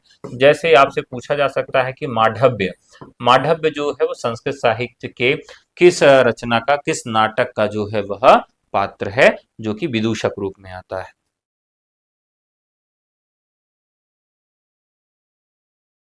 चलिए फटाफट बताएंगे साथियों।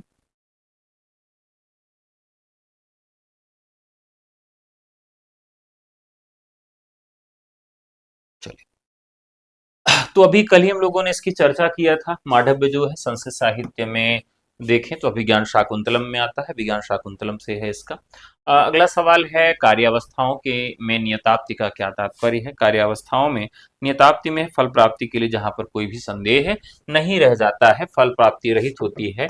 यानी अब लगता है कि जिस उद्देश्य के लिए हम नाटक की रचना कर रहे हैं, इस नाटक का प्रदर्शन कर रहे हैं रंगमंच पर, अब वो हो जाएगा, पूर्ण हो जाएगा। अगला सवाल है, लहरों के राजहंस नाटक का आधार ग्रंथ क्या है? तो लहरों के नाटक राजहंस का, तो ये सौरानंद अश्वघोष के नाटक पर आधारित है। प्रसाद के नाटक विशाख 1921 का मुख्य आधार क्या है? तो ये राज तरंगिणी का है। तो कल्हड़ की राज तरंगिणी पर आधारित है यह नाटक। वह नाट्य रूप जिसमें केवल एक अंक होता है उसे हम क्या कहते हैं? तो एक अंक वाली विधा को हम एकांकी कहते हैं। और इसमें स्थान, समय और कार्य, स्थान, समय और कार्य होता है। और साथियों इसको हम व्याकरण नाटक की भाषा में क्या कहते हैं? संकलन त्रय कहते हैं। तो यहां से भी सवाल पूछा जाता है कि संकलन त्रय में क्या आता है और संकलन त्रय में क्या नहीं आता है। चलिए अगले सवाल की तरफ बढ़ेंगे। भरत मुनि ने नाटकों को कौन सा वेद कहा है? तो उन्होंने पंचम वेद कहा है। क्या कहा है? पंचम वेद कहा है। तो यहां से सवाल पूछा जाता है कि किस वेद से उन्होंने क्या ग्रहण किया है। तो जैसे उन्होंने ऋग्वेद से क्या ग्रहण किया, सामवेद से क्या ग्रहण किया, अथर्व अथर्व वेद से अथर्व अथर्व अथर्व वेद से क्या ग्रहण किया और यजुर्वेद से उन्होंने क्या ग्रहण किया है, ये एक बार देख लेते हैं। साथियों ध्यान रखिएगा, ऋग्वेद से उन्होंने पाठ ग्रहण किया, शाम ढले तो मेरे दिल में आना, जब शाम ढले तो मेरे दिल में आ जाना। अब शाम ढलती है तो क्या गाते हैं? अब गाना गाते हैं, यानी सामवेद से क्या ग्रहण किया गया? गान ग्रहण किया गया।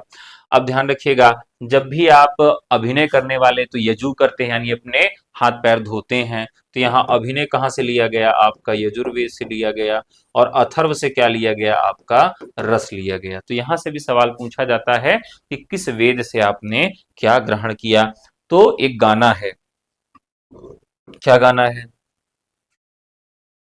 सूखियों में घोला जाए होठों का सबाब, उसमें फिर मिलाई जाए थोड़ी सी शराब, होगा जो नशा तैयार वो प्यार है। अब ये प्यार है कि उन्होंने चार चीजों को मिलाया और पांचवी चीज बना दी, और पांचवी चीज जो बनाई उसको सर्ववर्णिकम भी इसको कहा जाता है। क्या कहा जाता है इसे? सर्ववर्णिकम कहा जाता है। देखिए ये जो वेद थे ये स्त्रियों के लिए एक समय नहीं होते थे, या सभी वर्णों के लिए नहीं होते थे।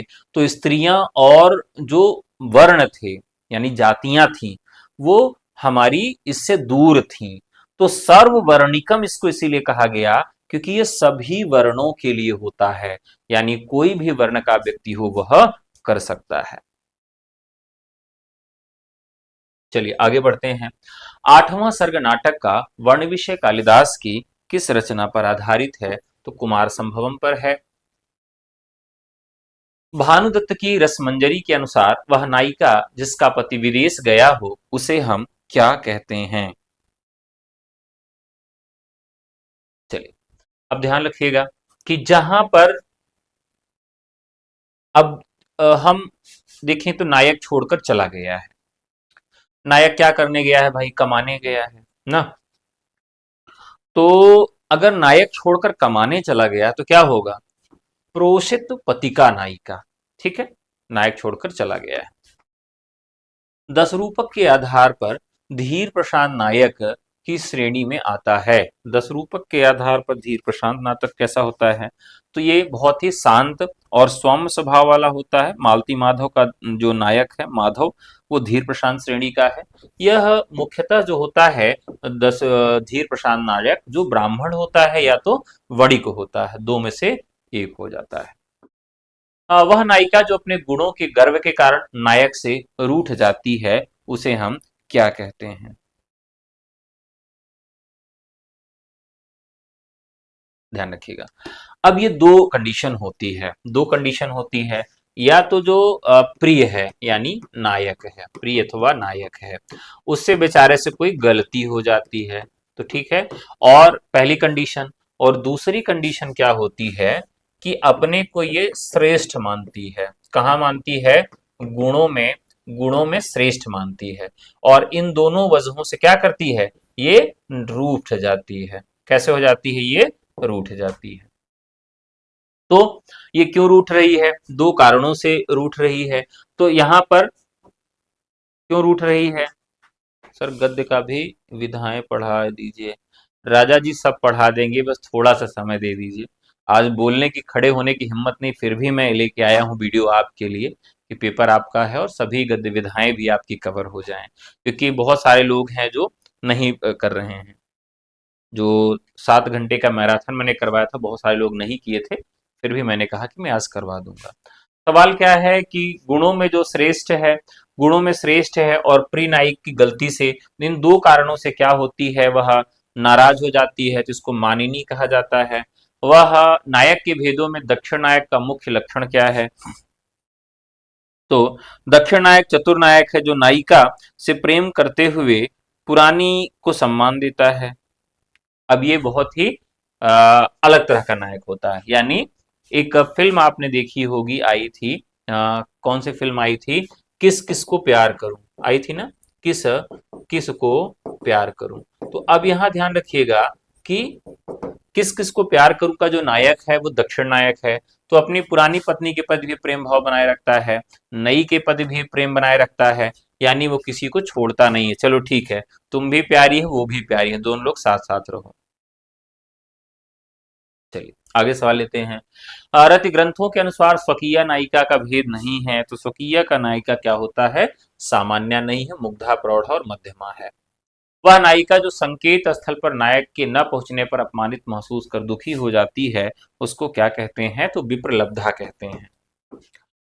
10 रूपकार धनंजय ने धीरोदात्त नायक का उदाहरण किसे माना है? तो साथियों वहां पर माना है किस? भीमसेन या रावण को धीरोधत्त नायक।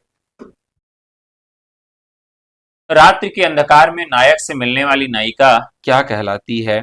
तो साथियों कहती है कृष्ण अभिसारिका नायिका, यानी कि वो चांदनी रात में। एक गाना आया है,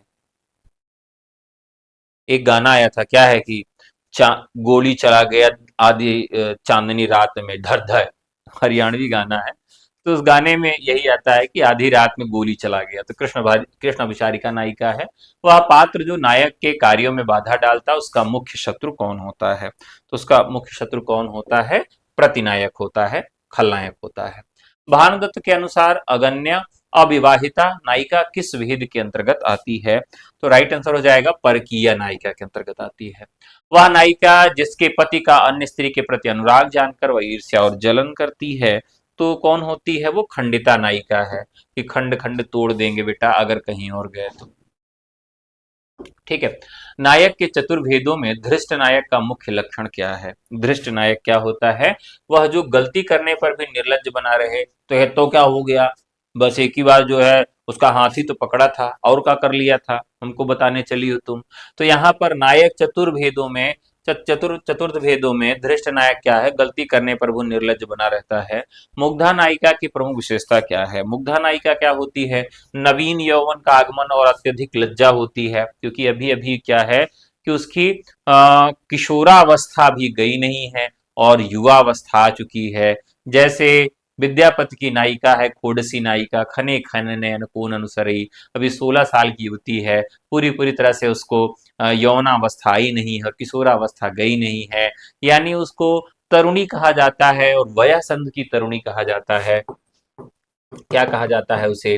वयः संधि की तरुणी कहा जाता है। साथियों जब लड़की छोटी होती, उसकी उम्र कम होती है, तो उसके अंदर लज्जा शर्म बहुत सारी होती है, आंख मिला के बात नहीं करती है, शर्मा जाती छोटी छोटी बात में। फिर जैसे जैसे बड़ी होती जाती है, फिर तुमने अगर एक किया तो वहीं गिरा के मारेगी भी और तुम्हारी ऐसी तैसी भी कर देगी।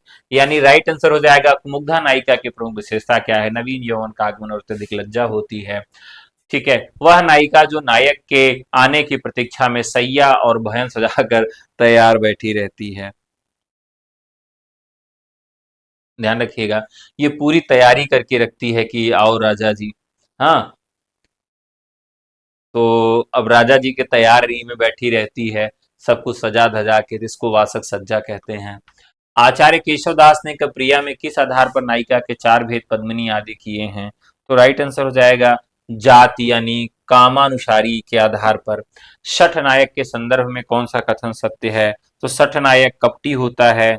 कट नायक कैसा होता है? कपटी होता है, गुप्त रूप से अपराध करता है, वह नायक के सामने अत्यधिक प्रिय बनने का ढोंग करती है, वह कपटी व्यवहार करने वाला होता है शठ नायक।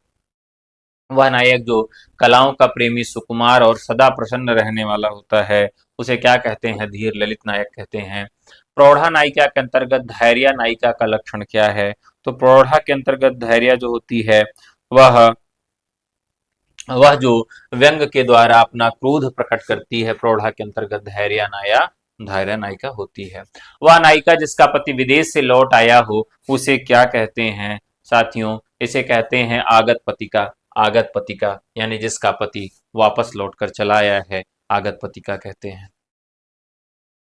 अगला सवाल है, रीति ग्रंथों में अनन्य मस्क नायिका किसे कहा जाता है? तो साथियों, जिसका मन केवल अपने पति नायक में ही लगा रहता है उसको अन्य मनस्क कहते हैं, जिसका मन कहीं और लगा हुआ हो। उपन्यास के तत्वों में अन्वेषण और जिज्ञासा का संबंध मुख्य रूप से किसमें होता है? तो राइट आंसर हो जाएगा कथानक यानी कि प्लॉट में होता है। गोदान उपन्यास में होरी की मृत्यु का मुख्य कारण उपन्यास की किस विचारधारा को रेखांकित करती है? तो राइट आंसर हो जाएगा यथार्थवाद यानी आलोचनात्मक यथार्थवाद को यहाँ पर वह प्रदर्शित करती है। निम्नलिखित में से कौन सा उपन्यास बुनकर समाज के जीवन और उनके संघर्ष पर आधारित है? राइट आंसर झीनी झीनी बीनी चदरिया। आदिवासी जीवन की विडंबनाओं और उसके शोषण को चित्रित करने वाला उपन्यास ग्लोबल गांव के देवता के लेखक कौन है? तो ग्लोबल गांव के देवता के लेखक कौन है साथियों? तो राइट आंसर हो जाएगा रणेंद्र हो जाएगा, जो कि आदिवासियों पर आधारित है। नटो यानी घूमंतु जाति के जीवन संघर्ष पर आधारित रांगे राघव का प्रसिद्ध नाटक प्रसिद्ध रचना कौन सी है? तो कब तक पुकारूं, जो कि बैर गांव के जो है कबीलाओं पर आधारित है। ठीक है। और जयराम पेशा ये लोग कहते हैं, कौन सा पेशा करते हैं? जयराम पेशा करने वाले नटों की कथा है। मछुआरों के जीवन सागर तट के निवासी पर आधारित सागर लहरी और मनुष्य उपन्यास के रचनाकार कौन है? तो उदय शंकर भट्ट हैं। जलित चेतना का प्रथम महत्वपूर्ण उपन्यास छप्पर किसके द्वारा लिखा गया है? तो छप्पर लिखा गया है किसके द्वारा? जयप्रकाश करदम के द्वारा।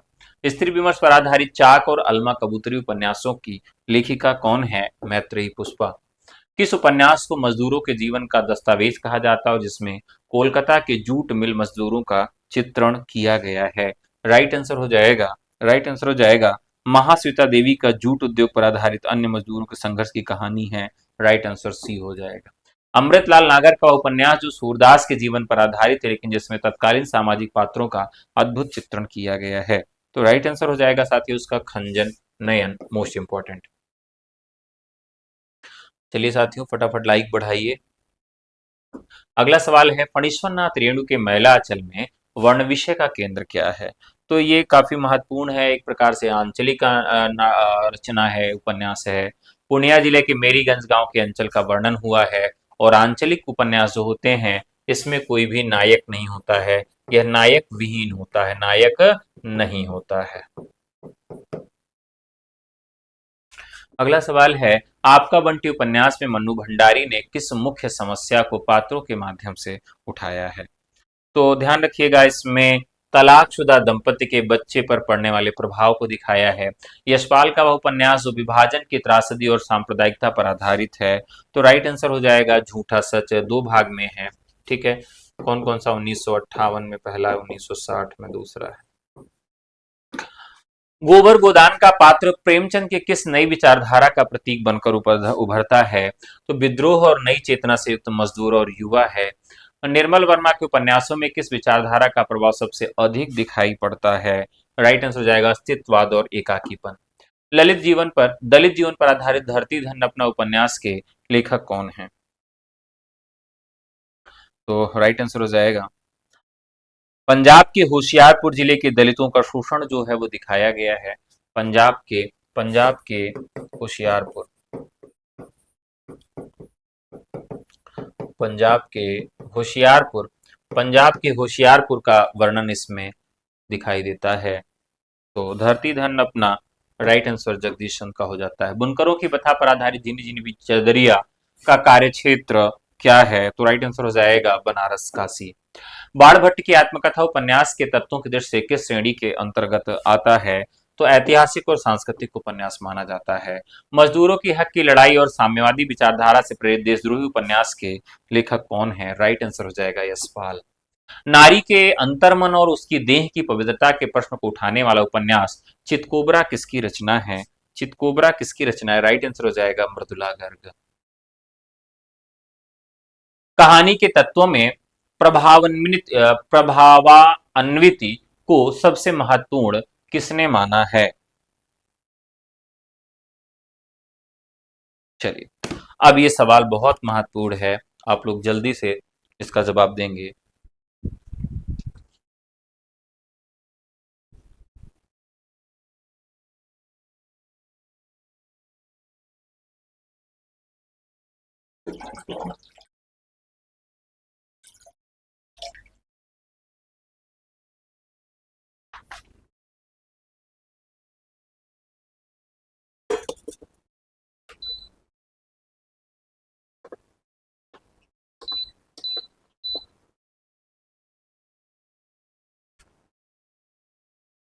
तो जहां पर Edgar Allan Poe, Edgar Allan Poe इसका राइट आंसर हो जाएगा। 101 का एडगर एलन पो हो जाएंगे। कहानी के लिए एकल प्रभाव सिंगल इफेक्ट को अनिवार्य माना है। एकांकी का वह तत्व जिसे कहानी से अलग करता है मंचन के लिए अनिवार्य है। संकलन त्रय। प्रेमचंद की वह कहानी जिसे दलित चेतना की पहली क्रूर यथार्थवादी कहानी माना जाता है, तो राइट आंसर हो जाएगा कफन। आदिवासी जीवन के संदर्भ में जल जंगल जमीन के प्रश्न को उठाने वाली कहानी जंगल के दावेदार, ये या इस पृष्ठभूमि की कहानियों के मूल में क्या है? तो सांस्कृतिक विस्थापन और अस्तित्व की रक्षा, यह इन सब के मूल में है। मजदूरों के हक और मार्क्सवादी विचारधारा से प्रेरित दुनिया का सबसे अनमोल रत्न कहानी के लेखक कौन हैं? तो ये प्रेमचंद की पहली कहानी मानी जाती है जो कि सोजे वतन में संकलित है। कहाँ संकलित है? सोजे वतन में। सोजे वतन में। नटो और घुमंतु जातियों के जीवन पर आधारित गदल कहानी के रचनाकार कौन है? तो गदल कहानी की बात करें तो किसकी है? रांगे राघव की है, जो कि बहुत ही महत्वपूर्ण कहानी है। मछुआरों के जीवन और समुद्र के प्रति उनकी रागात्मक संबंध को दर्शाने वाली कहानी लाल पान की बेगम के लेखक कौन है? ये सवाल थोड़ा सा गलत हो गया है, मछुआरों से इसका कोई मतलब नहीं है लाल पान की बेगम। ठीक है, तो ये रेणु का ग्रामीण अंचल से संबंधित है। बुनकरों के जीवन और मशीनीकरण के प्रभाव के कारण उजड़ते कुटीर उद्योग पर आधारित हथौड़े का प्रहार यासीवर की कहानियां किस विचारधारा के निकट हैं? तो ये राइट आंसर हो जाएगा प्रगतिवाद। एकांकी के क्षेत्र में पाश्चात्य तकनीक का प्रयोग करते हुए बादल की मृत्यु के माध्यम से आधुनिक एकांकी के जनक कौन माने जाते हैं? तो रामकुमार वर्मा। स्त्री विमर्श की दृश्य महत्वपूर्ण कहानी यही सच है कि लेखिका कौन है? तो राइट आंसर हो जाएगा मन्नू भंडारी। किस कहानीकार की कहानियों में अस्तित्ववाद और अकेलेपन की गहरी विचारधारा मिलती है?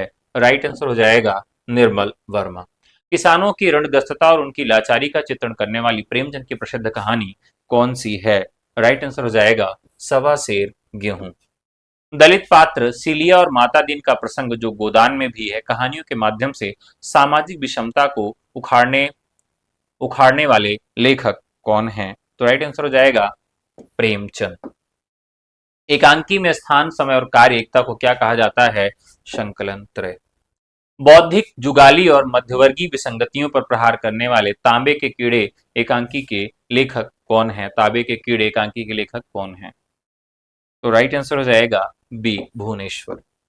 आदिवासी समाज के यथार्थ को चित्रित करने वाली समकालीन कहानीकार मैत्री पुष्पा की कहानियों का केंद्र क्या है? राइट आंसर हो जाएगा बुंदेलखंड का अंजल और ग्रामीण समाज। मजदूर चेतना पर आधारित कहानी चीफ की दावत, चीफ की दावत में भी सुहानी ने किस विडंबना को भारा है? तो मध्यवर्गीय आवास, अवसरवादिता और बुजुर्गों की उपेक्षा।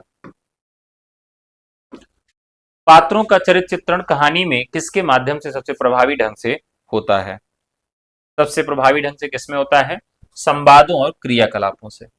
नई कहानी आंदोलन के दौर में भोगे हुए यथार्थ पर बल देने वाले त्रयी में कौन शामिल नहीं है? तो यहाँ पर याद रखिएगा, मोहन राकेश हैं, कमलेश्वर हैं, राजेंद्र यादव हैं, जयशंकर प्रसाद नहीं है। किसान जीवन की त्रासदी पूस की रात में हल्कू का अपना खेती के जल जाने पर प्रसन्न होने का क्या अर्थ? जल जाने का मतलब क्या? उल्टा सीधा लिख दिया गया है। चर जाने पर, इधर का उधर टाइप कर दिया है। क्या दर्शाता है? तो यहाँ पर क्या है कि खेती की गुलामी और हाड़तोड़ मेहनत से मुक्ति का दुखद एहसास है यहाँ पर। अभी कुछ और सवाल है, जाइएगा मत, क्योंकि सारा सवाल टाइप नहीं हो पाया था, क्योंकि सारा सवाल जो है वह टाइप नहीं हो पाया था साथियों। तो एक बार आपको कुछ और सवाल यहाँ पर कराना है।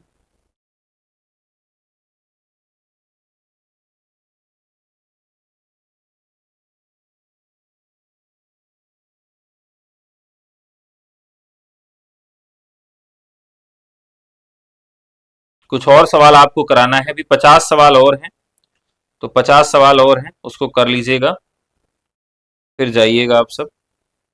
ठीक है,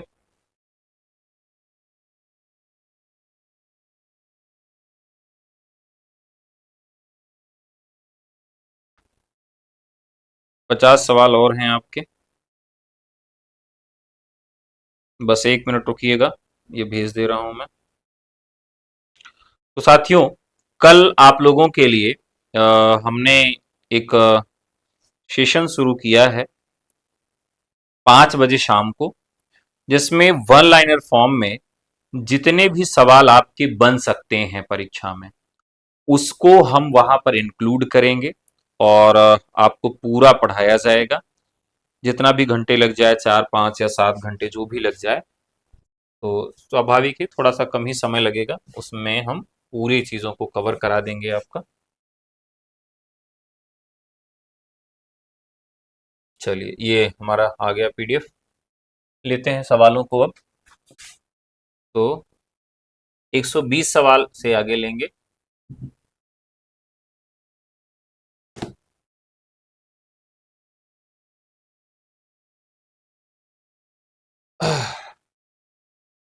तो दरअसल ये पीपीटी बन नहीं पाई, क्योंकि इतने सारे पीपीटी रोजाना बनाने पड़ रहे हैं, तो बन नहीं पाती है। तो हमने कहा चलो ठीक है, अब हमको तो पढ़ाना ही है, पीपीटी तैयार हो या ना तैयार हो, तो जो हमारे पास रॉ मटेरियल है वहीं से इसकी शुरुआत करते हैं। प्रश्न संख्या 121 से। प्रश्न संख्या 121 है, पूछा गया है कि आचार्य रामचंद्र शुक्ल के अनुसार निबंध की कसौटी क्या है। आचार्य रामचंद्र शुक्ल के अनुसार निबंध की कसौटी क्या है। यदि गद्य कवियों की कसौटी है तो निबंध गद्य की कसौटी है। निबंध केवल भावों का उच्छलन है। निबंध विचारों का संग्रह है। निबंध आत्मविभक्ति का साधन है।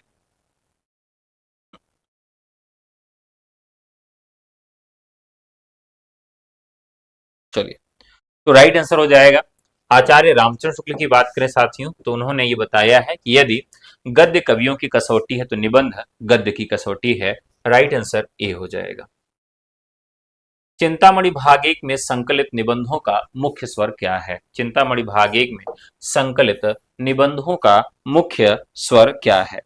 तो यहाँ पर चिंतामणि भाग एक की बात करें तो मनोवैज्ञानिक और विचारात्मक दोनों तरह के निबंध उनके यहाँ देखने के लिए मिलते हैं। Option be the right answer. अगला सवाल लेते हैं,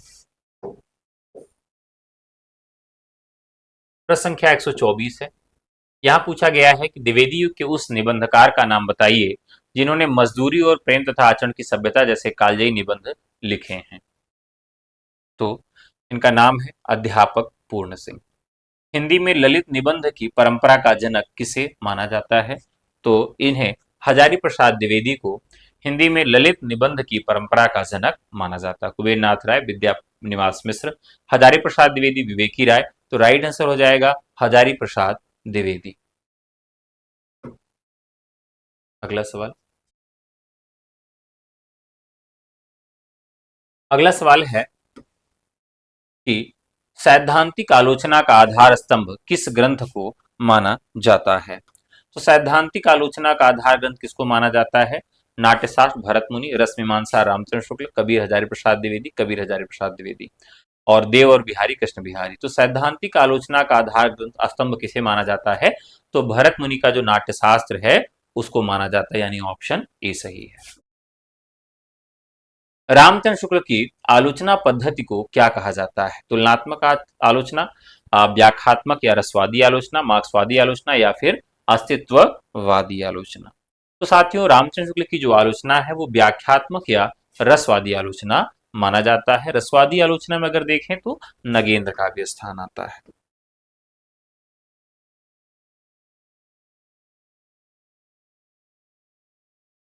प्रश्न संख्या 128 है, मार्क्सवादी आलोचना के प्रमुख हस्ताक्षर कौन है? डॉक्टर नगेंद्र, रामविलास शर्मा, नंदुलाल वाजपेयी और नामवर सिंह।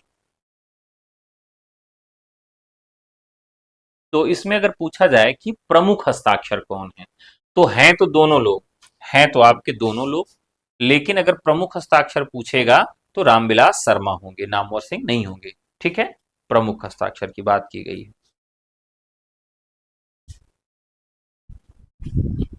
अगले सवाल पे चलते हैं। कविता के नए प्रतिमान, कविता के नए प्रतिमान पुस्तक के लेखक कौन हैं, जिस पर उन्होंने साहित्य अकादमी का पुरस्कार भी मिला था?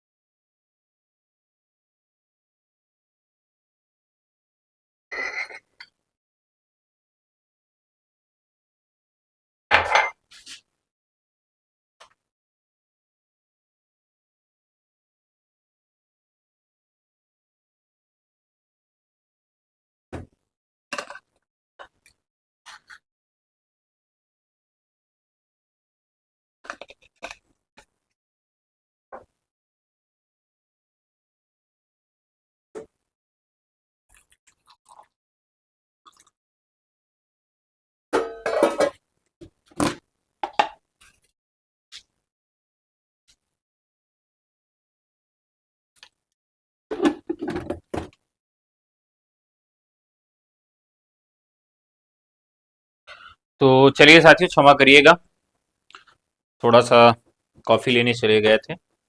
यहां पर सवाल पूछा गया है, कविता के नए प्रतिमान पुस्तक के लेखक कौन है जिस पर उन्हें साहित्य अकादमी पुरस्कार मिला था? तो राइट आंसर हो जाएगा आपके नामवर सिंह। प्रश्न संख्या 130 लेते हैं। प्रश्न संख्या 130, नंदुलाल वाजपेयी को किस प्रकार की आलोचना का प्रवर्तक माना जाता है? तो इन्हें सौष्ठववादी छायावादी आलोचना का प्रवर्तक माना जाता है। वाजपेयी जी ने छायावाद का काव्य सौंदर्य और शिल्प की प्रतिष्ठा की है अपने आलोचना में। कुटज और अशोक के फूल, कुटज और अशोक के फूल निबंधों के माध्यम से सांस्कृतिक पांडित्य और मानवतावाद को किसने उभारा है? तो राइट आंसर हो जाएगा हजारी प्रसाद द्विवेदी ने। अगला सवाल है, प्रताप नारायण मिश्र और बालकृष्ण भट्ट को हिंदी का स्टील और एडिशन किसने माना है? हिंदी का स्टील और एडिशन किसने माना है? तो रामचंद्र शुक्ल ने माना है। डॉक्टर नगेंद्र की आलोचना का मुख्य आधार क्या है? तो डॉक्टर नगेंद्र की आलोचना का मुख्य आधार क्या है? रसवाद और साधारीकरण की व्याख्या। जबकि रामचंद्र शुक्ल की बात करें तो वो भी रसवादी आलोचक ही हैं, यानी नगेंद्र भी रसवादी आलोचक हैं और रामचंद्र शुक्ल दोनों लोग रसवादी आलोचक हैं।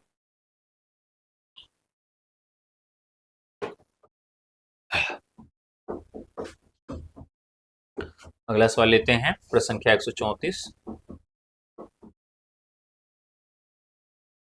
शिव शंभू के चिट्ठे बाल मुकुंद गुप्त का किस विधा की रचना है और इसका विषय क्या है? तो साथियों, ये निबंध है, लॉर्ड कर्जन की नीतियों पर व्यंग किया गया है, ऑप्शन बी सही है। व्यवहारिक आलोचना के अंतर्गत तुलनात्मक आलोचना का प्रारंभ किससे माना जाता है? तो पद्म सिंह शर्मा, ऑप्शन बी, बिहारी और सादी की तुलना से। प्रश्न संख्या 136, प्रश्न संख्या 136 है, कामायनी, कामायनी एक पुनर्विचार किसकी आलोचनात्मक कृति है? तो कामायनी किसकी है? मुक्तिबोध की है पुनर्विचार। कामायनी अध्ययन की समस्याएं डॉक्टर नगेंद्र की। मनोविश्लेषणवादी आलोचना का प्रभाव किनकी कृतियों पर मिलता है? तो राइट आंसर हो जाएगा बी, इलाचंद जोशी और डॉक्टर देवराज पर।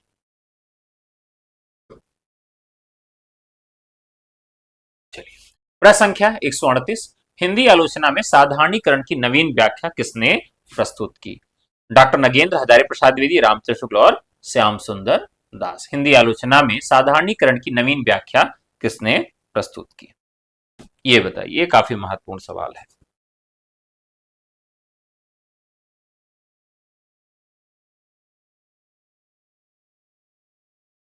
नवीन व्याख्या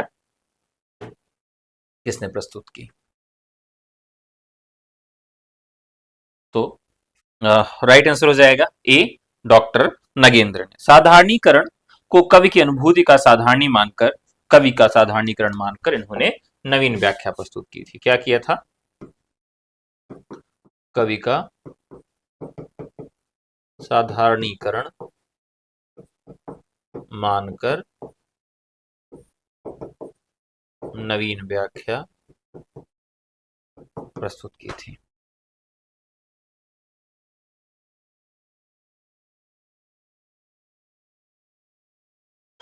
पिछला सवाल एक छूट गया क्या?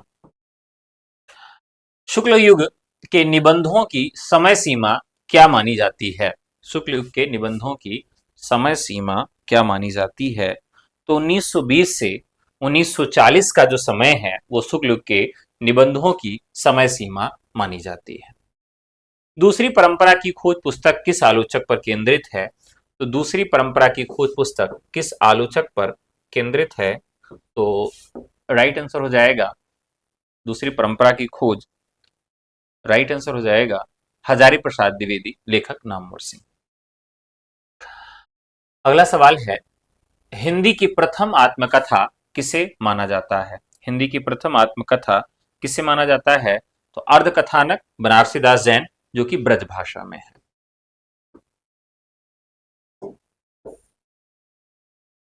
अगला सवाल है, कलम का सिपाही अमृत राय किस महान लेखक की जीवनी है? कलम का सिपाही अमृत राय किस महान लेखक की जीवनी है? तो राइट आंसर हो जाएगा बी, प्रेमचंद की। आवारा मसीहा विष्णु प्रभाकर किसके जीवन पर आधारित है? तो राइट आंसर हो जाएगा बी, शरद चंद्र चट्टोपाध्याय पर। प्रश्न संख्या 144, महादेवी वर्मा के पथ के साथी में किसका चित्रण है? तो उनके परिवार के सदस्यों का, उनके समकालीन साहित्यकारों का, ग्रामीण पात्रों का, स्वतंत्रता सेनानियों का। तो उनके समकालीन साहित्यकारों का इसमें वर्णन है, बी। रेखाचित्र और संस्मरण के क्षेत्र में अप्रतिम स्थान रखने वाली कृति माटी की मूर्तियां के लेखक कौन है? अब ध्यान रखिएगा, ये कृति जो है वो दोनों के अंतर्गत आती है। ये कृति दोनों के अंतर्गत आती है, यानी संस्मरण और रेखाचित्र दोनों के अंतर्गत आती है। तो राइट आंसर राम वृक्ष बेनीपुरी, ऑप्शन बी। अतीत के चलचित्र और स्मृति की रेखाएं किस विधा की रचनाएं हैं? तो अतीत के चलचित्र और स्मृति की रेखाएं, तो अतीत के चलचित्र और स्मृति की रेखाएं, यह महादेवी वर्मा का रेखा चित्र और संस्मरण है, ऑप्शन सी। हिंदी का प्रथम यात्रा वृत्तांत सरयू पार की यात्रा के लेखक कौन है? तो भारतेंदु हरिश्चंद्र है। ठीक है, भारतेंदु हरिश्चंद्र, बी ऑप्शन। अरे आयावर रहेगा याद और एक बूंद सासा उछली के रचनाकार कौन है? तो यज्ञेय है। यहां से सवाल जो पूछा जाता है, किसमें कौन स्वदेश यात्रा से संबंधित है और कौन सी विदेश यात्रा से संबंधित है, ये सवाल पूछा जाता है। ठीक है, अगला सवाल लेते हैं, राहुल सांकृत्यायन को यात्रा साहित्य का क्या कहा जाता है? राहुल सांकृत्यायन को यात्रा साहित्य का क्या कहा जाता है? तो महापंडित घुमक्कड़ शास्त्र का प्रणेता कहा जाता है। निराला की साहित्य साधना जीवनी के लेखक कौन है? तो रामविलास शर्मा है। यह निराला के जीवन और साहित्य पर लिखी गई सबसे प्रामाणिक जीवनी मानी जाती है। प्रश्न संख्या 151, गद्य काव्य गद्य गीत विधा का प्रवर्तन हिंदी में किसने किया है? तो राय कृष्णदास ने किया है। साधना के माध्यम से उन्होंने हिंदी में भावपूर्ण गद्य गीत की शुरुआत किया था। भावपूर्ण गद्य गीत की शुरुआत किसने किया? तो राय कृष्णदास ने किया। हिंदी के प्रमुख व्यंग्यकार जिन्होंने ठिठुरता हुआ गणतंत्र और भोला राम का जीव लिखा है? तो राइट आंसर कौन हो जाते हैं? हरिशंकर परसाई। राग दरबारी उपन्यास में व्यंग का मुख्य केंद्र क्या है? राग दरबारी में व्यंग का मुख्य केंद्र क्या है? तो यहां पर शिवपालगंज का ग्रामीण व्यवस्था और राजनीति है, ऑप्शन बी सही है। क्या भूलूं क्या याद करूं आत्मकथा कितने भागों में विभाजित है? तो ये साथियों 4 भाग में है, हरिवंश राय बच्चन की है। रिपोर्टाज विधा का जन्म किस युद्ध के दौरान हुआ और हिंदी का प्रथम रिपोर्टाज किसको माना जाता है? तो साथियों ये द्वितीय विश्व युद्ध किस के दौरान हुआ? द्वितीय विश्व युद्ध के दौरान इसकी शुरुआत होती है और लक्ष्मीपुरा शिवदान सिंह चौहान को पहला रिपोर्टाज माना जाता है। रणजल धनजल ऋणजल धनजल और नेपाली क्रांति कथा रिपोर्टाज के लेखक कौन है? तो राइट आंसर हो जाएगा बी फणीश्वरनाथ रेणु। दीप जले शंख बजे संस्मरण के लेखक कौन है? तो राइट आंसर इसका क्या हो जाएगा? दीप जले शंख जले किसके लिए जलता है? कन्हैया के लिए जलता है। क्या हो जाएगा? राइट आंसर हो जाएगा कन्हैया लाल मिश्र प्रभाकर। हिंदी में इंटरव्यू भेंट वार्ता विधा की शुरुआत किसने की? तो इंटरव्यू भेंट वार्ता की शुरुआत किसने किया था? बनारसी दास चतुर्वेदी ने रत्नाकर जी से बातचीत से इसकी शुरुआत मानी जाती है। दलित आत्मकथा जूठन के लेखक कौन है? तो दलित आत्मकथा ओम प्रकाश वाल्मीकि की रचना है। इसमें दलित जीवन, अपमान और संघर्ष की मर्मस्पर्शी व्यथा को दिखाया गया है। मुर्दहिया और मणकर्णिका मुर्दहिया और मणकर्णिका किसकी आत्मकथा के भाग हैं?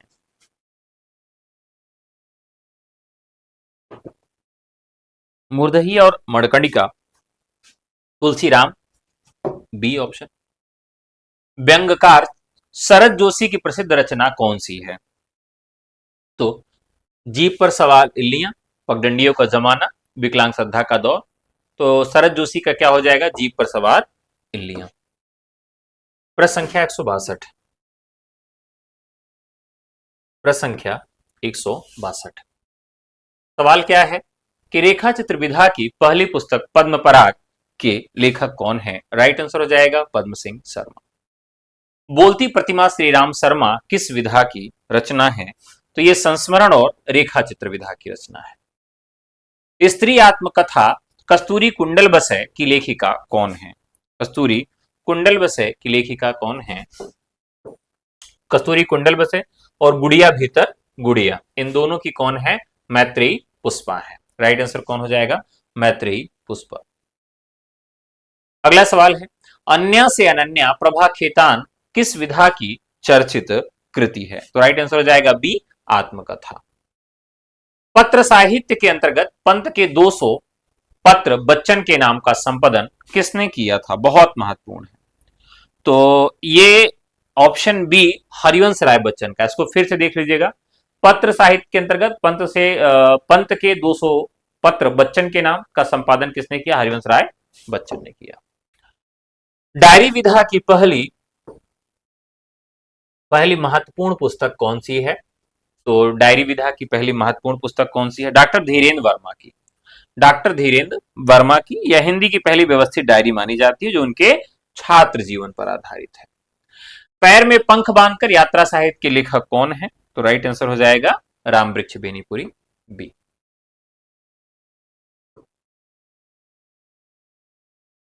चलिए अगला सवाल लेते हैं।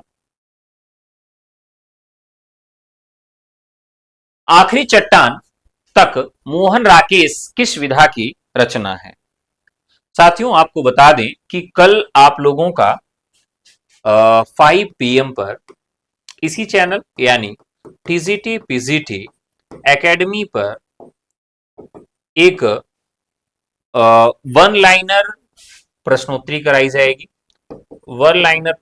कराई जाएगी जिसमें 1200 महत्वपूर्ण सवाल कराए जाएंगे और जिसमें आप क्विक रिवीजन कर सकते हैं पूरे सिलेबस का। यानी आपका जितना भी सिलेबस है पूरे सिलेबस का आप क्विक रिवीजन कर सकते हैं 3 से 4 घंटे या 5 घंटे में। तो आप जुड़ के तैयारी कर सकते हैं। और यदि आप डीजीटी की प्रैक्टिस बैच चाहते हैं, रिवीजन बैच चाहते हैं, 10 मॉडल पेपर चाहते हैं, जीआईसी प्रवक्ता हिंदी का प्रैक्टिस रिवीजन या फुल बैच चाहते हैं, रिवीजन चाहते हैं, गवर्नमेंट डिग्री कॉलेज का प्रैक्टिस रिवीजन या मॉडल पेपर चाहते हैं, एलटी ग्रेड मेंस का बैच चाहते हैं जिसमें 30 मॉडल पेपर और पूरी क्लास पढ़ाई जाएगी, और नया टीजीटी पीजीटी 2026 के लिए धुरंधर बैच चाहते हैं, तो ये सब आप लेने के लिए केवल आप हमें व्हाट्सएप कर सकते हैं। नंबर है 9628959237। तो चलिए साथियों अगले सवाल की तरफ बढ़ते हैं। तो 169 नंबर का राइट आंसर हो जाएगा बी, यात्रा साहित्य। व्यंग्य विधा में विकलांग श्रद्धा का दौर किसके लिए साहित्य अकादमी का पुरस्कार, तो हरिशंकर परशाई को यह पुरस्कार मिला था।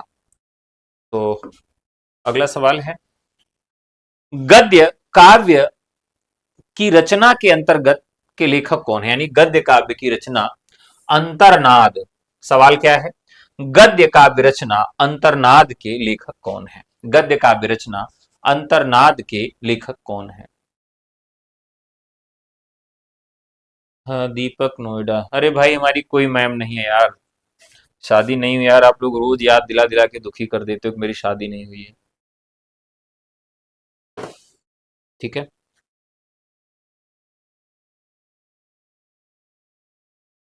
तो यहां क्या पूछा गया, गद्य काव्य की रचना अंतर्नाद के लेखक कौन है, गद्य काव्य रचना अंतर्नाद के लेखक कौन है। तो राइट आंसर हो जाएगा यहां पर, गद्य काव्य रचना अंतर्नाद के लेखक हैं साथियों कौन, वियोगी हरि। राइट आंसर हो जाएगा बी, वियोगी हरि। हिंदी गद्य काव्य परंपरा के महत्वपूर्ण और संवेदनशील हस्ताक्षर हैं ये। तो साथियों आज तक ये मैराथन रहा, लगातार 7-8 दिन से मैं आपको पर डे जितने भी महत्वपूर्ण चैप्टर्स हैं उस पर मैराथन करवा रहा हूं, और ये मैराथन की परंपरा आज समाप्त होती है, खास करके क्योंकि 10 तारीख को आप सबका पीजीटी का पेपर है। तो मेरी अग्रिम शुभकामनाएं और बधाई है, खूब अच्छे से पेपर करें। एक चीज आप ध्यान रख लीजिए कि आप ओएमआर सीट भरना जरूर सीख लीजिएगा। तो ओएमआर सीट हम भरते कैसे हैं, क्योंकि ओएमआर सीट को भरने में बहुत सारी गड़बड़ियां हम करते हैं, तो ओएमआर सीट को भरने में आप बिल्कुल गड़बड़ी न करें, और कम से कम पेपर से पहले 125 प्रश्न का सेट जो है, 125 प्रश्न का सेट जो है वो आप ओएमआर सीट पर जरूर भर लें, क्योंकि होता यह है कि हम बुकलेट पर अलग करते हैं और ओएमआर सीट पर अलग करते हैं।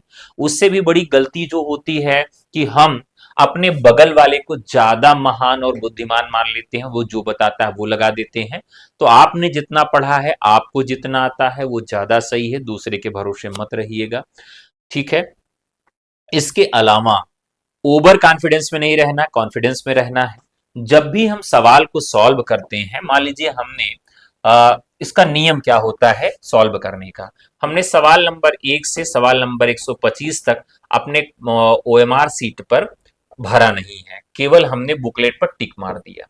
तो जो पहली बार में हम टिक मारते हैं उसमें एक्यूरेसी आपकी लगभग 90% होती है, यानी 10% ही ऐसी संभावना होती है कि हम जो पहली बार में टिक मारते हैं वो गलत मारे, केवल 10% की संभावना होती थी। इसलिए जब दोबारा आप ओएमआर सीट पर भरने जाएं तो ये विशेष ध्यान रखें कि आपने पहली बार जो तुक्का मारा है, पहली बार जो आपने लगाया है वो ज्यादा उसका सही होने का चांस होता है। तो ये सारी चीजें आप ध्यान में देके परीक्षा दीजिए, और एकदम से जाइए धुआं धुआं कर दीजिए। मेरी पूरी शुभकामना है, खूब अच्छे से सॉल्व करके आइएगा, सवाल मत छोड़िएगा, और पेपर आपका ध्यान रखिएगा केवल 1 घंटे 30 मिनट का होगा। 30 मिनट जो है साथियों आपको ओएमआर सीट भरने के लिए मिलेगा। तो ये चीजें आपको विशेष तौर पर ध्यान रखना है। ठीक है, तो आप ये जरूर करिएगा कि आप लास्ट समय में अपने प्रश्नों को बदलिएगा मत, अपने बगल वाले पे विश्वास नहीं करना है। 1.5 घंटे में पूरा पेपर सॉल्व कर लेना है। जो पेपर आप में सवाल एकदम नहीं आता उसको गोला बना लेना है, उसको सबसे अंत में विचार करके पूछ कर, जैसे भी आप कर सके, सबसे लास्ट में उसको सॉल्व करना है। और ओएमआर सीट में बिल्कुल भी गड़बड़ी नहीं होनी चाहिए, क्योंकि फिर वहां पर भी दिक्कत हो जाएगी आपके लिए। ठीक है, तो ये सारी जो चीजें हैं जिसको आपको बेहतर ध्यान में रखना है, और कभी भी कोई समस्या हो, कोई दिक्कत हो तो आप हमें कमेंट कर सकते हैं, हमारे संस्थान से संपर्क कर सकते हैं।